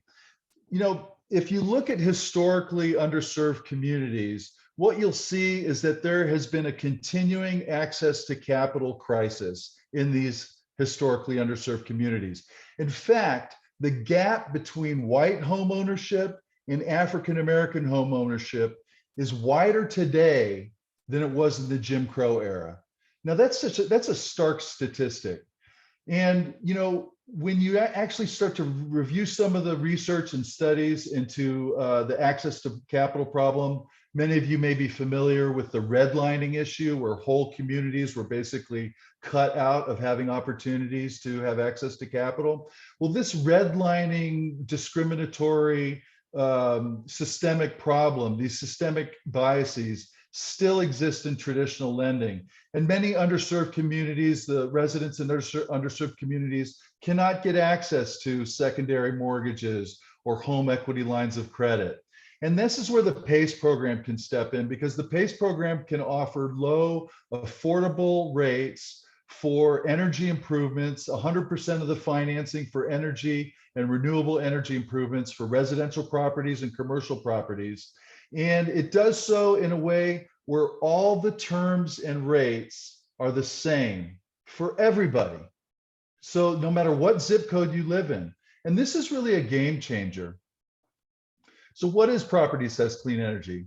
It's an innovative solution for financing energy efficiency and renewable energy. Property owners can access 100% of the financing. Eligible measures include high efficiency heating and cooling, LED lighting, solar panels, insulation, building envelope measures, etc. In fact, in Florida, and we'll talk about this in a minute, but the resiliency piece, disaster resiliency, hurricane hardening, strengthening, impact resistant doors and windows. This is really the centerpiece of the PACE program in Florida. So PACE is structured as a special assessment and is collected by the county collector in the same manner as property taxes. And the benefits include the creation of good paying jobs, you're saving folks on their energy bills, and you reduce significant amounts of climate pollution, all without increases in public spending. And this bullet point really emphasizes the triple bottom line aspect of PACE financing. It supports customer choice and energy independence in the marketplace. And just to give you an overview of the global market of PACE, you can see here that there's been about $9.4 billion of private investment. And this has occurred in 3 states for residential properties at 7.3 billion, and in about 24 states for commercial properties, 2,500 projects for about $2.1 billion of private investment in clean energy upgrades, renewable energy upgrades, and resiliency upgrades. And you can see here the pie chart, the ratio between the residential properties in 3 states and then the commercial property investment in 24 states. So you can see how the residential piece really takes up a lot. In fact, we're going to be launching residential PACE in Ohio shortly, so we're pretty excited about that. But, you know, I served on the St. Louis County Economic Rescue Team during the COVID-19 pandemic, you know, the recession. And we established some principles about how PACE can really operate to advance economic recovery during the pandemic. It provides access to capital for communities hit hardest by the pandemic recession. And as I mentioned, there's good paying jobs. The jobs that are created by PACE are things like electricians, heating and cooling technicians, carpenters, solar installers. You know, 150,000 good paying jobs have been created by PACE nationally. It develops economic opportunities for minority and women-owned business enterprises through training and job creation in the building sector. I'll cover that in a second. Saves property owners on utility costs, which provide relief for lower income ratepayers who pay a larger portion of their income on energy costs. And it advances sustainability attributes throughout the built environment, reducing climate pollution, increasing safety, and promoting home, business, indoor health and comfort. So, you know, I'd like to move a little quicker here. These are some of the attributes about how PACE grows the economy. Like I mentioned, there's no increases in public spending. 90% of energy efficiency materials are actually made in the USA. So that's a good political narrative. Energy efficiency savings actually stay in the local economy. This is a couple images from some of the contractor training programs that we do for minority contractors. We partnered with a great organization in the city of St. Louis called MOCAN, which is the leading minority and women contractor assistance center in the region. And we conduct these training sessions, and the results speak for themselves. Over 30% of the projects that we've completed in the city of St. Louis have been completed by minority contractors. And that exceeds the city's guidelines of 25% minority participation. So we're pretty excited about those results. And of course, it's always critical to take measurement of what you're doing in the marketplace and then tick and tie those results back to those Millennium Goals. This shows another attribute of PACE that addresses the equity issue, which I mentioned earlier, which is the access to capital. This right here is the city of St. Louis, this little almond shape. And you can notice that there's the North City and the South City, and there's something called the Del Mar Divide. You can even look it up on Wikipedia, but it's basically a socioeconomic and racial dividing line about right here. And when you show this image to anybody that's politically active in the city of St. Louis that knows about what's going on with segregation and things like this in the city, they instantly know what this means. And because there's just as much economic activity in North City as there is in South City. Now, traditionally with energy efficiency and sustainability programs, oftentimes only people of means or affluence were the people that took up those programs. And so PACE actually helps address allowing sustainability and efficiency programs have a more equalitarian geographic distribution, if you will. Hey, Byron, it's Gavin, the producer. I'm just going to get you to wrap really quickly because we definitely have questions for you, and I want to bring Thomas back. So if you could just, that'd be great. Yeah, and so, I just wanted to share with you all two great studies that Patel College of Global Sustainability collaborated with Y-Green on. And this one is called The Public Impacts of Florida's Property Assessed Clean Energy Program. I would be remiss if I did not call out Master Student Zachary Oliphant, and of course, Dr. Culhane and Dr. Pradeep Haldar, who collaborated on these studies. There's great economic findings that the studies have generated. This shows, the very significant billion-dollar benefits to the state of Florida for the Florida PACE program. And this is only having to do with the Y-Green portfolio specifically. These are amazing benefits. I encourage you all to check out these studies. They're available on the Patel website. And, lastly, this scaled national impact chart really demonstrates the triple bottom line benefits of PACE's public policy. So with that, let's get back to some conversation here. And, appreciate your attention there. I hope I didn't, kill anyone by PowerPoint. try to keep it bouncy and light. Not at all. It was a very bouncy record that you've produced there, record breaking. So question for you, Whitney Gray and Tom Fraser had talked about sea level rise being the low hanging fruit and said, we don't have enough about what the other issues will be, effect on precipitation, for example. And then Subrata asked, does state funding extend to other communities, inland communities? And you've covered this idea that PACE is available to everyone at equal terms. What about the interventions down the line? What is PACE seeing for, if an individual like me, if I'm not a homeowner, I live in an RV, I wouldn't be normally eligible for certain kinds of financing, yet I live off grid and I want to improve my environmental footprint and my hurricane resiliency. How can PACE help somebody as opposed to me going to a credit card company and saying, gosh, I'm just going to put all these, this geothermal pump on a credit card? Sure. So, a lot of times when PACE is not available, in particular for lower income and moderately incomed households, people will use credit cards. And credit cards, the financing really starts to impact you negatively because there's all sorts of compound interest that accrues over time. And so PACE is really this game changer for a lot of folks. It fills a financing gap, and being able to provide 100% of the financing for these critical improvements. I remember just in February, we had a real environmental issue going on in the city of St. Louis. We had a cold snap, kind of a polar vortex, and a woman who owned a daycare center had her heating go out.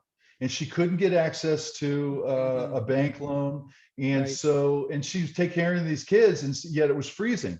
So the PACE program was able to approve her in less than 24 hours and get her a furnace that was an efficient furnace, and she was able to provide heat for her daycare center. But in answer to your question about where PACE is going in the future, when PACE originally started in 2008, it was really primarily designed for solar panels on homes in Berkeley, California. But if you see the activity, and TH, you know this very well as Dr. Haldar, the impacts on Florida in regard to disaster resiliency are truly amazing. I mean, over $1 billion of insurance premium benefits.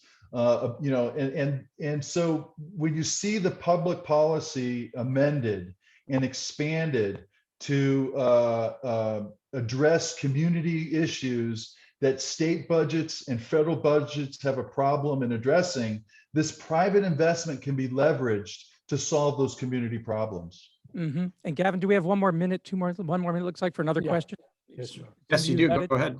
Yes. No, go ahead. Okay, there you go. Oh, you wanted me to ask a question? Yeah. Oh, I'm so sorry. I wasn't ready. I thought you had a couple more. I don't. There is one here from Sheridan. There's a lot of hesitancy around PACE here in the Palisco, Florida region, especially with PACE residential and the past issues of contractors not disclosing certain information to homeowners. Do you have any response to this hesitancy? Sure. So the PACE program right now has adopted state-of-the-art consumer protections, which include many more forms of consumer protections than the alternatives. If PACE wasn't available, people would be using other forms of financing that have zero contractor oversight. So the PACE program is really a value add because contractors have to sign a participation agreement that says what they can and cannot do in the marketplace. There's a confirmation of terms call that occurs with every property owner to confirm what the financing is. And before any funds are ever distributed, the property owner must sign a completion certificate saying that the project has been installed to their satisfaction and is perfectly fine. And again, these consumer protections do not exist with the alternative forms of financing. Right. Thank you very much, Byron. We'll throw it over to the Dean for a connective tissue from this mix to the next mix. And thanks so much for being with us. Thank you, TH and Byron. You know, this is a very important topic for us. When we talk about equity and sustainability for minority groups to rise up, well, access to wealth is the most important thing. And for that, the private sector, the government can do so much in terms of equalizing the playing ground or whatever you call it. But the private sector and others have to step in to provide access to minorities in very favorable terms. I mean, for them now, right now is the worst you can imagine. So this is very important. Absolutely. So let's move on. Thank you very much for TH and Byron for this wonderful presentation. We will continue our conversation, of course. We will move on to our last but not least session on tourism, which will be moderated by my colleague, Dr. Brooke Hansen. Brooke, take over, please. Thank you so much. And we'd like to begin with a land acknowledgement statement from the University of South Florida. And I'll be our moderator for today's session. So just would like to introduce who I am briefly. I am the Director of Sustainable Tourism, and I'm also the Director of the SDG Action Alliance, and would love to hear from some more of you about these sustainable development goals that we feel very passionately about. So we would like to start our session today with the land acknowledgement that was worked out between the Department of Anthropology at USF and the Seminole Tribe of Florida. And our college wholeheartedly also wants to acknowledge the lands that our university sits on.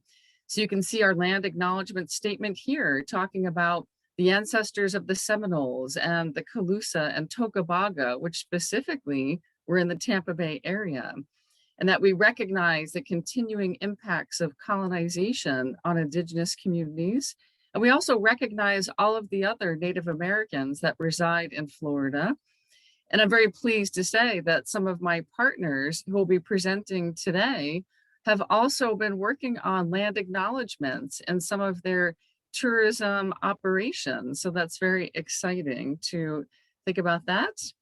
And now we will move on to our first speaker, which is Jared Myers, one of my colleagues. And Jared is an amazing man. He is a Floridian. He is the co-founder of Florida for Good, and he's also the owner of the Legacy Vacation Resorts. And that is an amazing sustainable hospitality organization operating in Florida, Colorado, Nevada, and New Jersey. And it's the first multi-state resort hospitality B Corp in the US. So you're going to hear some more about B Corp and B Tourism and all of the amazing work that Jared has done promoting building back better in this current time. So Jared, why don't you take it away? Thank you, Brooke. I'll be happy to do so. I'm going to pull up my slides here in a moment, but I did want to acknowledge that we do now have a land acknowledgement thanks to you. We modeled ours after what you're using at USF, and it's being released in our annual benefit report, which should be coming out in the next week or so for Legacy Vacation Resorts. So let me share my screen.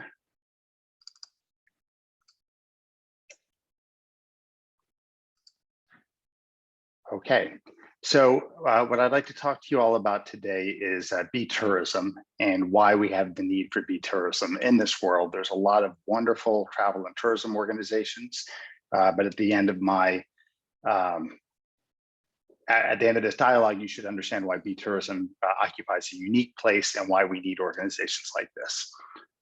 So what is bee tourism? Bee tourism is a global collective of certified B Corps and other values-aligned travel and tourism companies and networks, transforming our industry into one that is inclusive, regenerative, and equitable. And it spans most of the sectors of travel. You can see a few of these included here: hotels, resorts, tour operators, and so forth. And it will continue to expand such that it will eventually occupy all sectors within travel, because these problems are holistic in nature that need to be solved. We choose to use the B Corp framework for how we measure and how we drive impact, because that drives credibility and holistic actions to what we do. And our goal is to systemically advance climate justice, community enhancing tourism, stakeholder governance, and equity throughout the travel ecosystem. So, why do we need bee tourism? The reason we need bee tourism is business exists primarily for the purpose to provide profitable solutions for people and planet while not causing harm.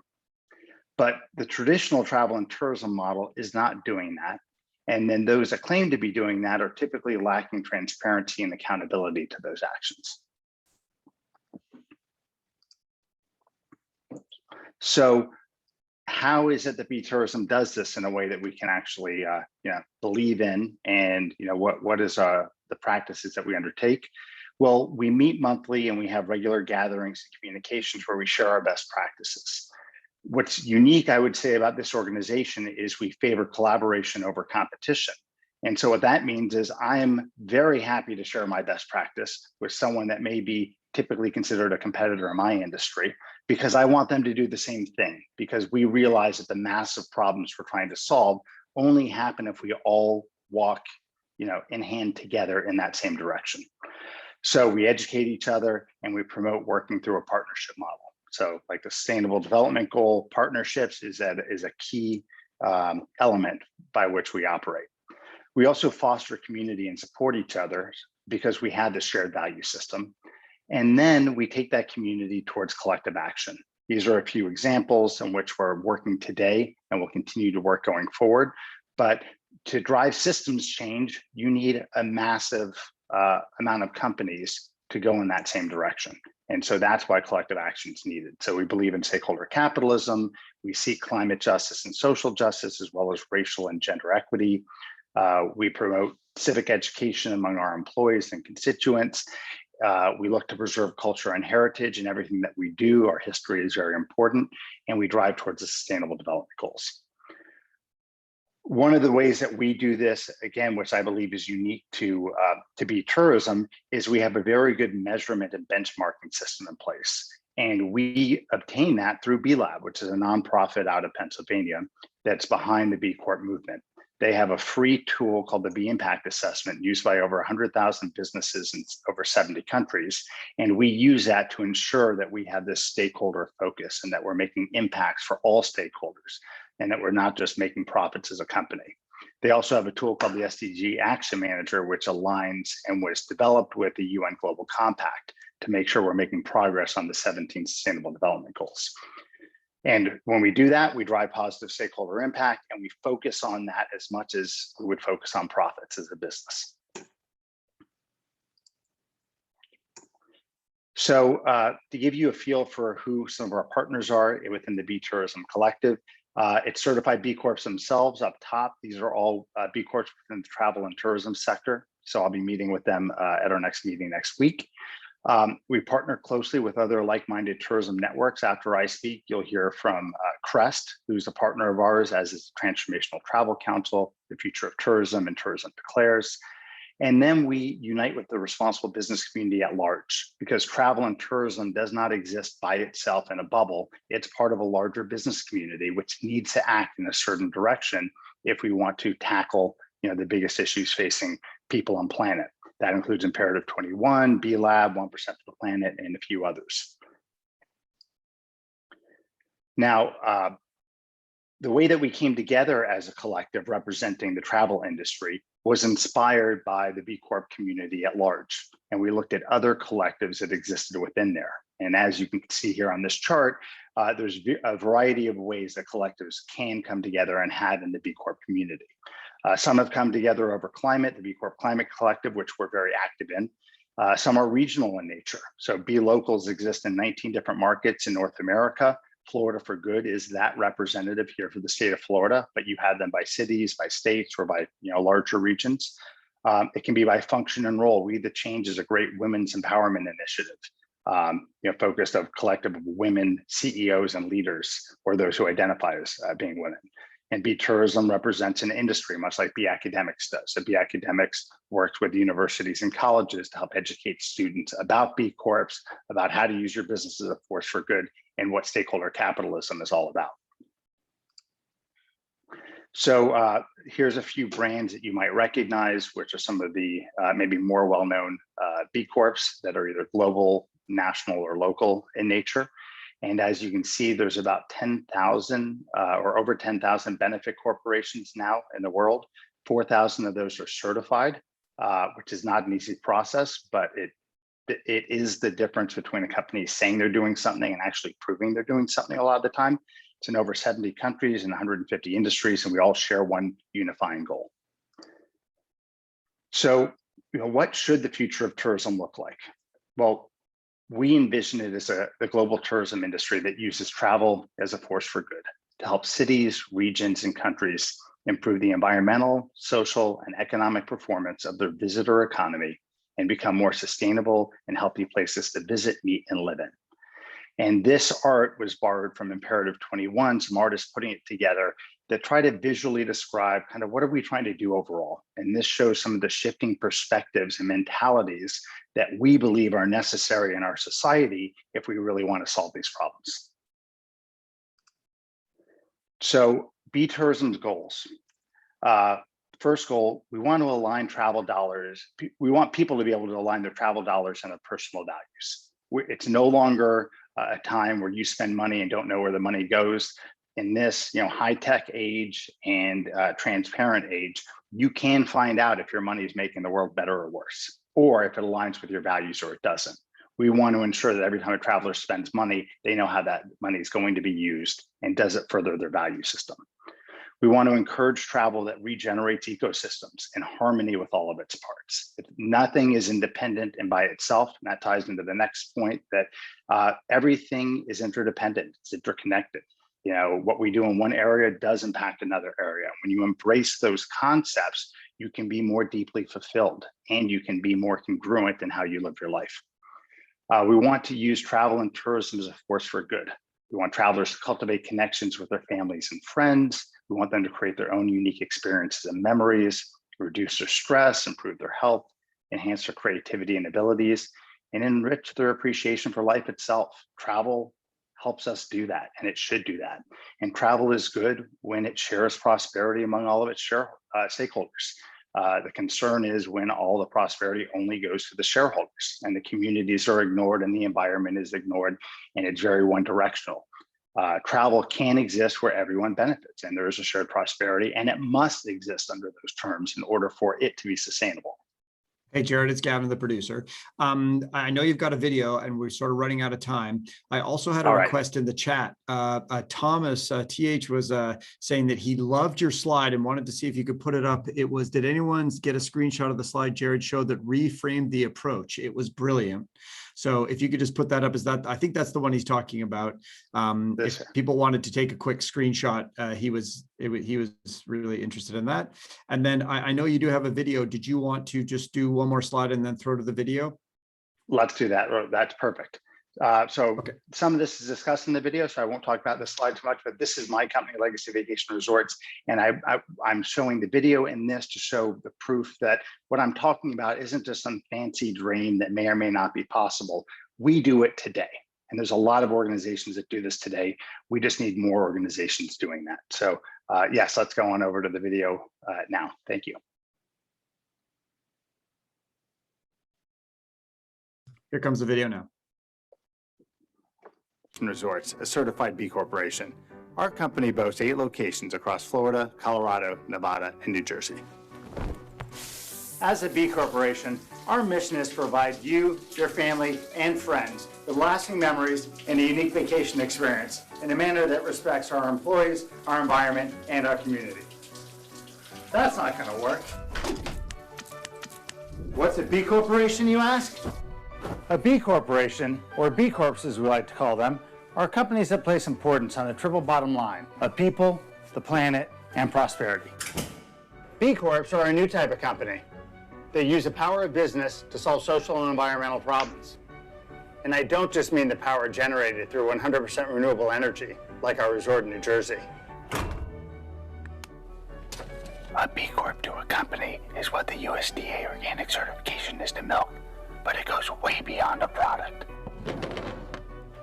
Internally, we are proud of our diversity and inclusion. 60% of our workforce is ethnically diverse, 50% of our leadership identifies as female, and 100% of our employees are included in every decision.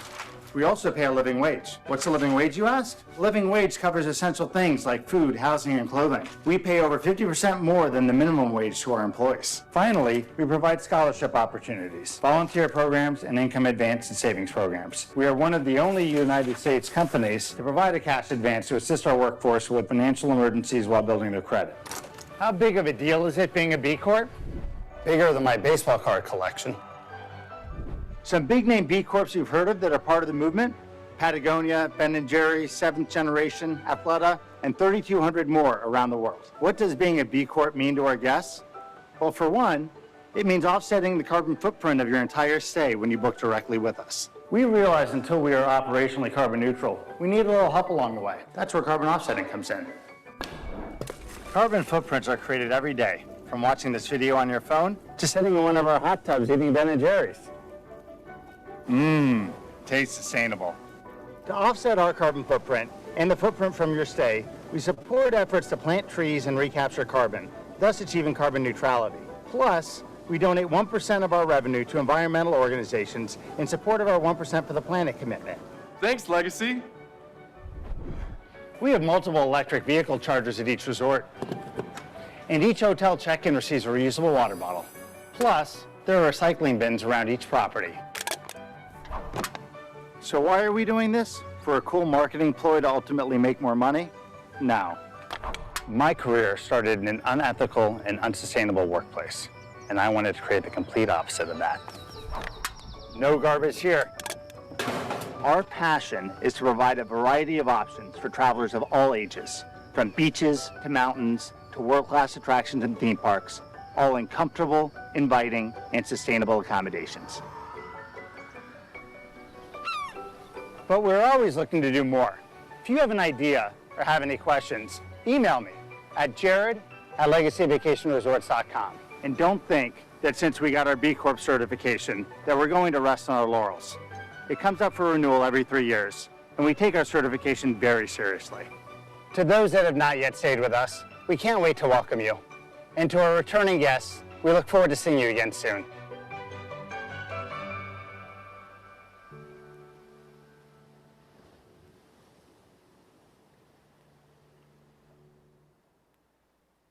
We love that, Jared. Do you have some closing Thank you. thoughts for us as we revel in how amazing that video was? Hey, Jared, it's Gavin, the producer. Is there a link to that you could put in the chat for everybody? Because I think a lot of people would like to show that to other people.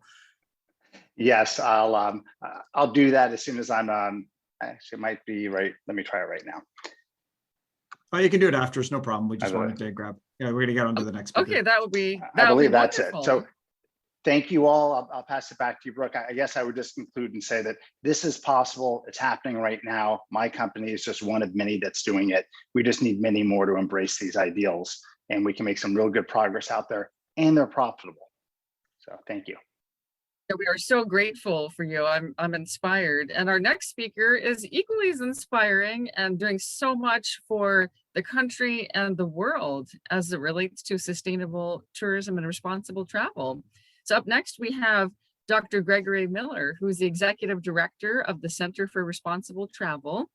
And CREST is one of our partners. We are an academic affiliate of CREST at the Patel College of Global Sustainability, and very proud to be so. And so Greg has an amazing and illustrative career, which we don't have time to go all into, but he worked for Nature Conservancy for 25 years, and he's just been an amazing leader in responsible tourism.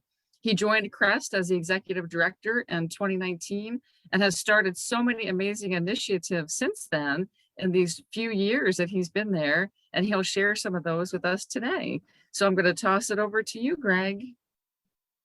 Terrific. Can you hear me okay, Brooke? Great. I want to thank you. And let me just share my screen quickly. Hopefully you can see that. And I want to give a shout out to Brooke for one, inviting me today, which I really appreciate. As she mentioned, we have a very close partnership with the University of South Florida. And I'm going to be shameless and give a shout out to one of our valued CREST interns, who is from the University of South Florida, Christina Rocks. And yes, she does rock. She's on today as well. At least I saw her on earlier. So hi, Christina. Good to see you. And we've had I say that because we've had a terrific track record with interns and partnership from thought leaders and students from the University of South Florida. So really want to appreciate. As mentioned, I'm the executive director of the Center for Responsible Travel. We're a nonprofit, global nonprofit focused around sustainable solutions to some of the key threats. And Brooke, I have a bone to pick with you because you made me follow Jared, and that is itself a big tough. I don't have a video, but I will try to at least keep the attention of everyone and build on that. Jared and the team at B Corp all across the globe are very strong partners with CREST. In fact, in just about an hour and a half, I'm with Derek Hayden, Jared, who is one of the leaders in B Corp West and such. So in addition to being the executive director of the Center for Responsible Travel, I'm also one of the co-founders of a new global collective or coalition called the Future of Tourism Coalition. Jared kindly made reference to that. I will come back to that in just a moment, but let me just briefly, let's see if there we go, tell you just a little bit more about CREST. We've been around about 18 years. We're formed about the same time as when the UN Declaration for Ecotourism came out, and frankly, most of the partners of the Future of Tourism Coalition were created at about that time. There was a tremendous civil society movement to really mobilize non-governmental voice and perspective. But at CREST, we've really retooled ourselves to focus around 4 overarching threats to a sustainable future, and they're germane to the conference today at the USF. One is responding to the climate crisis. The second is addressing over-tourism. The third is to conserve biodiversity and cultural heritage. And the fourth is to ensure that we are working truly to narrow the wealth gap. as it relates to tourism.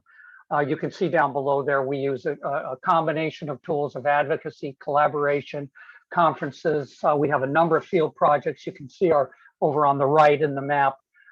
This was from our 2020 impact report. So we primarily deep dive work in the Americas, but we have global perspective in the work that we do, no question. Now, I just want to kind of bring us back, since this conference is focused on a pretty broad bandwidth of looking at sustainability and resilience. I wanted to, if I can, just take a moment to focus all of our attention on the tremendous importance of tourism.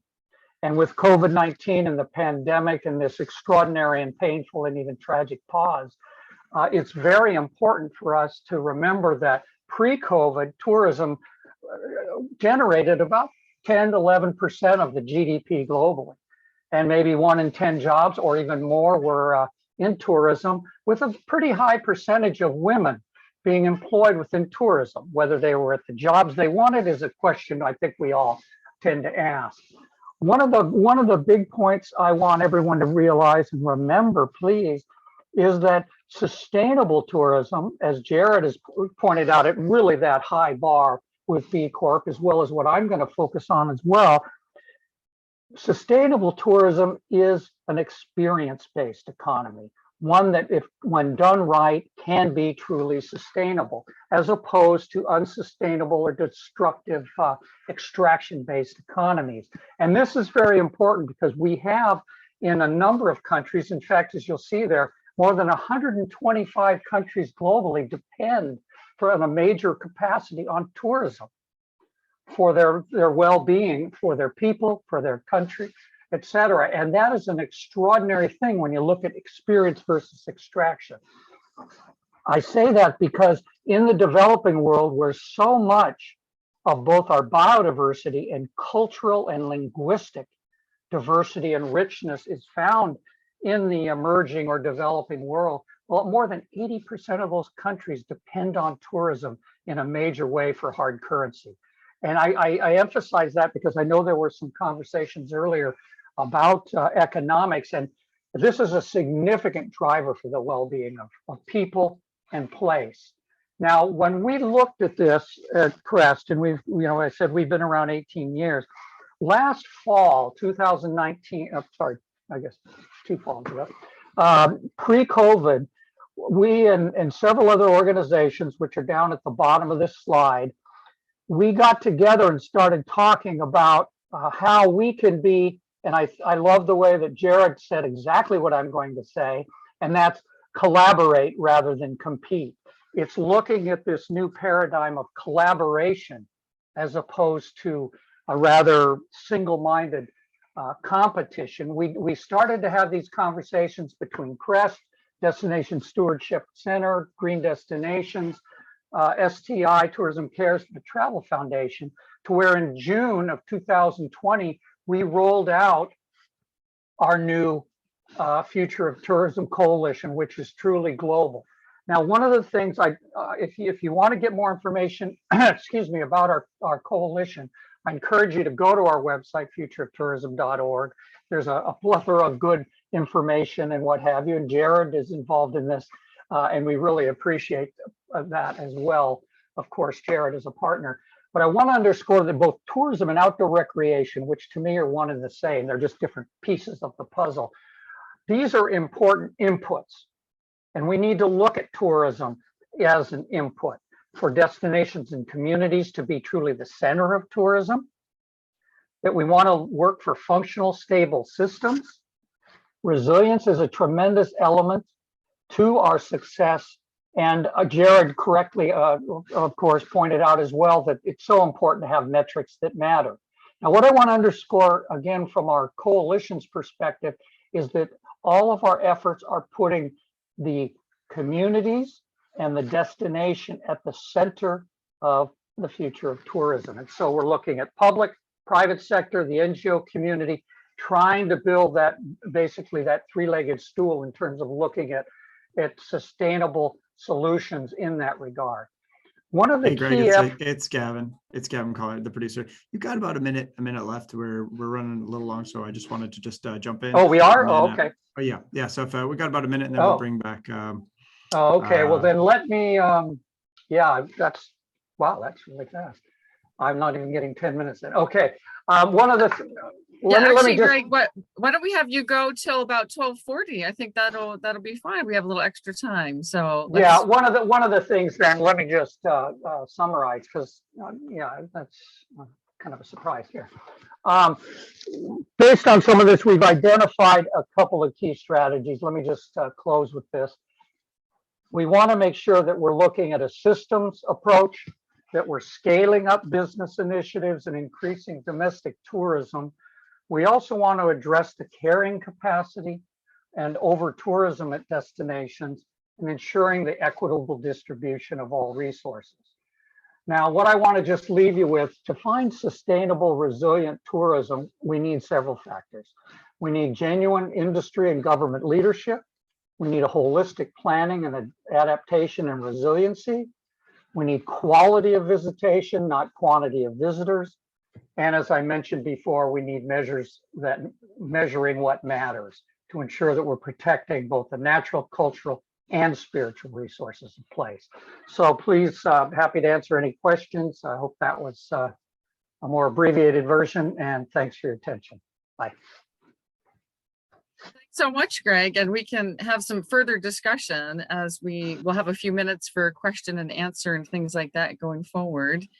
And we have a third speaker who could not join us today, and I just wanted to share a little bit about her work, as it is very relevant to what we're all doing here today. And that's Sherry Heilman, the founder of Ocean Allies. So let me just say a little bit about the work that Sherry's been doing here and how the pandemic has continued to shape that work and some of the innovative partnerships that have formed here. So Sherry is the founder of Ocean Allies, which is one of our local organizations promoting sustainable tourism practices and providing ocean-friendly certifications for our hospitality industry and other businesses as well, not just in hospitality. So one thing that Sherry noticed, because her business is right across the street from Clearwater Beach, as the pandemic descended upon us and carried on month after month, Sherry noticed that the beaches were worse than ever with single-use plastics, which only reaffirmed her mission that Ocean Allies began with, that we have to clean up our environment or no one's going to want to come visit us. And so Sherry got together with Visit St. Pete Clearwater and Keep Pinellas Beautiful and created this amazing partnership. And this is exactly what Jared and Greg are talking about in terms of our powerful collaborations that we need going forward after the pandemic. And I think it's a really great idea to leverage our Keep America Beautiful chapters all across the nation to join with the tourism industry, not just to clean up, but to prevent this litter and this pollution from entering into our environment where our residents and visitors are trying to live. And so they just recently developed this eco partnership. It literally launched about a month or so ago. And going forward, the eco partnership has a number of excellent ideals. But first, I just wanted to say a little bit about Ocean Allies. Certifications, as Jared spoke about, are essential to moving sustainable tourism forward. And perhaps a stepped approach is a good approach. This is the Ocean Allies certification form on the left-hand side of your screen. And it's a way for people to enter into this space. If it seems like a daunting space to be into, perhaps moving to be a certified B Corp or some of the other certifications that we have. So Ocean Allies is a good option just to start getting your feet wet and to think about compostables and getting rid of single-use plastics and so many of the other small measures that we can take in our hospitality industry that can also save money. So I have been training some of my students to be certifiers for ocean-friendly certification. And my first team practiced on my own college, and we are the only ocean-friendly certified college at the University of South Florida, the Patel College of Global Sustainability. So we're very proud of that. And you can learn some more about Ocean Allies and all the partners and events that they support on their website. But I just wanted to highlight this new eco hospitality partnership that has been formed and how their aim is to really conserve, educate, protect, and offer tools to hospitality partners so they can move into this space as well. And of great interest to me as the Director of Sustainable Tourism is their emphasis on developing more eco tours in Pinellas County and beyond. So now my students have an opportunity to engage with this process and with this new partnership. So this just launched, and I think it's a great model. And if you'd like to know more, you could watch the video that they recorded of the launching of this new partnership. And this is what we need going forward, I think, in terms of building back better after the pandemic. And if you'd like to continue this conversation with us and this engagement, which I think needs to follow along with the Sustainable Development Goals, in September, we will have the next International Conference on Sustainable Development, September 20th and 21st. And I'm organizing a panel on resetting tourism after COVID-19 with the SDGs. And abstracts are due May 1st. So I'll be in touch with probably you, Greg, and you, Jared, about this very shortly, but we're encouraging our students to also be involved with that. So I just wanted to give Sherry a shout out for all the great work she's done in Pinellas County with Ocean Allies and beyond. And I hope that we keep collating our efforts together with you, Jared, and you, Greg, as we push this paradigm forward. And I'm just like a teensy bit disheartened to hear some of the discourse coming from some of our leaders in Florida that's all about economic recovery, economic recovery, economic recovery. And we're missing the other two parts of our triple bottom line stool, right? Because we have to think about people and environment too.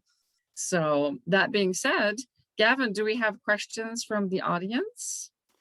We have some comments and some questions, but I thought, and we've got about 3 or 4 minutes here just to do that. I just wanted to also throw it back out to you and Greg and Jared, if there's anything while I'm just collating the questions you wanted to chat about. I know that Greg had one slide that he wasn't able to get to, if you wanted to mention that.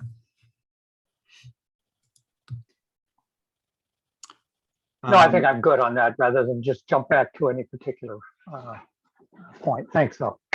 Okay. But I would like to encourage people to go to the CREST website, which I do about once every other week in my classes. CREST is such an amazing repository of reports and statistics. And Greg, after we're done with this, I am going to send you my data for the next report and on statistics and trends. I got it on my list for today, but Good just deal. an amazing resource for us and our students and our industry partners going forward. So please spend some time on that and on the Bee Tourism website too, which I pull up all the time in my classes too, Jared. So thank you both. You like teach my classes for me. One thing is that if you could throw the link to the CREST website into the chat, that would be helpful. I could bring that up in a minute. I'll do that now, yeah. Thanks. And Thomas was actually asking, he had this really long diatribe, and then and I was like, I don't think I can read that whole thing. But what he said is he's asking about tourism as a citizen science activity center, I guess is what he was asking about. Is there that opportunity for tourism to be a citizen science? So I'll throw that out to you guys. Well, we can bring up. I can actually bring up Thomas, and he can chat with you guys. Right, and as TH knows, we're actually implementing citizen science projects with tourists, and I am going to come back around to you about that, Jared, because we're going to be doing that in Pinellas County and Hillsborough County too, and we really want Legacy Vacation Resorts to be part of that effort to help tourists monitor climate change, sea level rise, and the impact on cultural heritage tourism from everything that's happening in the Anthropocene. So yes, we're doing citizen science for sure at Patel College. Greg, do you have some thoughts on citizen science? Absolutely. In fact, and I've been involved in citizen science for quite a bit in my career. I'm a tropical ecologist by training, and have run a number of volunteer science programs over the years. We promote that across a broad spectrum at CREST through both what we call impact tourism, which is a place for travelers to give back to the destinations or the places that they go. Obviously, you need to look to ensure that you are truly giving back and doing something that's responsible, respectful, and avoiding some of the programs of giving back. It's when visiting like orphanages and places like that really are quite questionable. But I'm very happy. I'm thrilled to see our brand new website. We just rolled this out last week, and I would encourage everyone, responsibletravel.org. We have a wealth of resources that are available to you. And one of the things I want to underscore is that travelers can have a tremendous positive impact with just a little bit of training and guidance by researchers, and that's across the broad research perspective, to really be the eyes and ears of scientists, both hard science as well as cultural, political, economic, et cetera, to make very important observations. And we would strongly encourage that all travelers really be more thoughtful and deliberate in their choices of where, why, and how they travel. And they're very careful about picking companies, operators, destinations that are truly walking the talk as it relates to sustainable tourism. And one of the things that travelers can do in so many destinations is to give back while they're there. Obviously, you can donate to particular places, but also you can make some very interesting observations of wildlife or changes in habitat. The 60+ million bird watchers in the United States are some of the most important eyes and ears for public lands managers, because they get into areas and see things on a daily basis where our agencies don't have the capacity. So absolutely, that's something we'd highly support. That's excellent. Thank you so much, Greg. And I'm really pleased they pulled up that wonderful new website. Yeah, that's nice to see. Great. Jared, do you have a final word for us as we close out our session for today? You are truly an inspiration. I think you gave me plenty of time. I just enjoyed being here with you all. I hope you learned something, and I would encourage you to reach out to me if you have any questions. I want to see many more businesses doing the same thing that we are, and we will voluntarily share anything we're doing.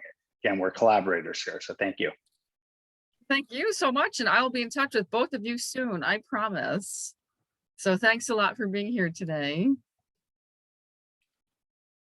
Thank you, and thank you to the university. We really appreciate it, and for all the good work that the university is doing across the sustainability and resiliency spectrum. Thank you, Brooke, and the panelists. So of course, we kept the best for the last. Not that others also did a fantastic job.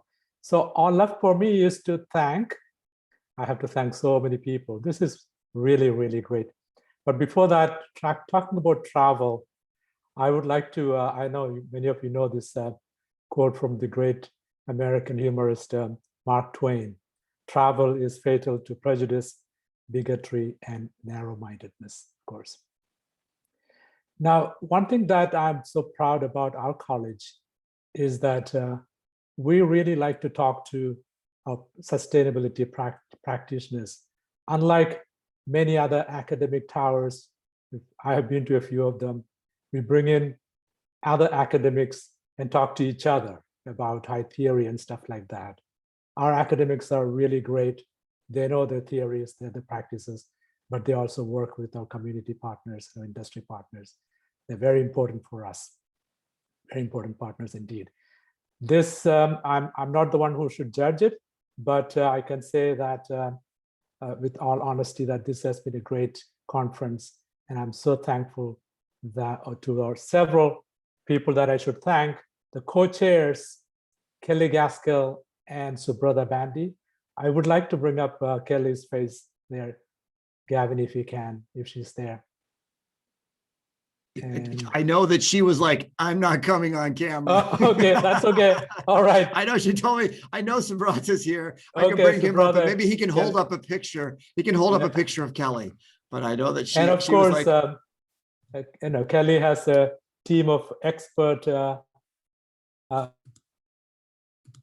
helpers and assistants and students and staff members who are several here: Deepak, Cheyenne, Maria, and of course I should thank my colleagues, my faculty colleagues who have been fantastic chairs and moderators. So Brother Bandy, George Philippidis, Kabrib, Gibri Michael, Sharon Hannah West, Joseph Dorsey, Heather Rothrock, Dirk Liebers, T.H. Culhane, Brooke Hansen. And again, I would like to take this moment to apologize to Victoria Emmerich yesterday if I cut her off. I'll be calling her personally to apologize. It was not intentional at all. And also to Sharon, who was sharing that session.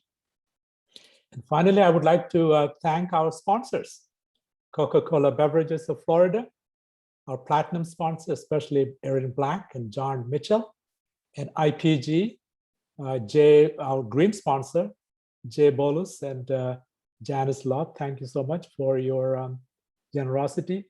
And we are going to have our next conference, of Global Sustainability Conference next year.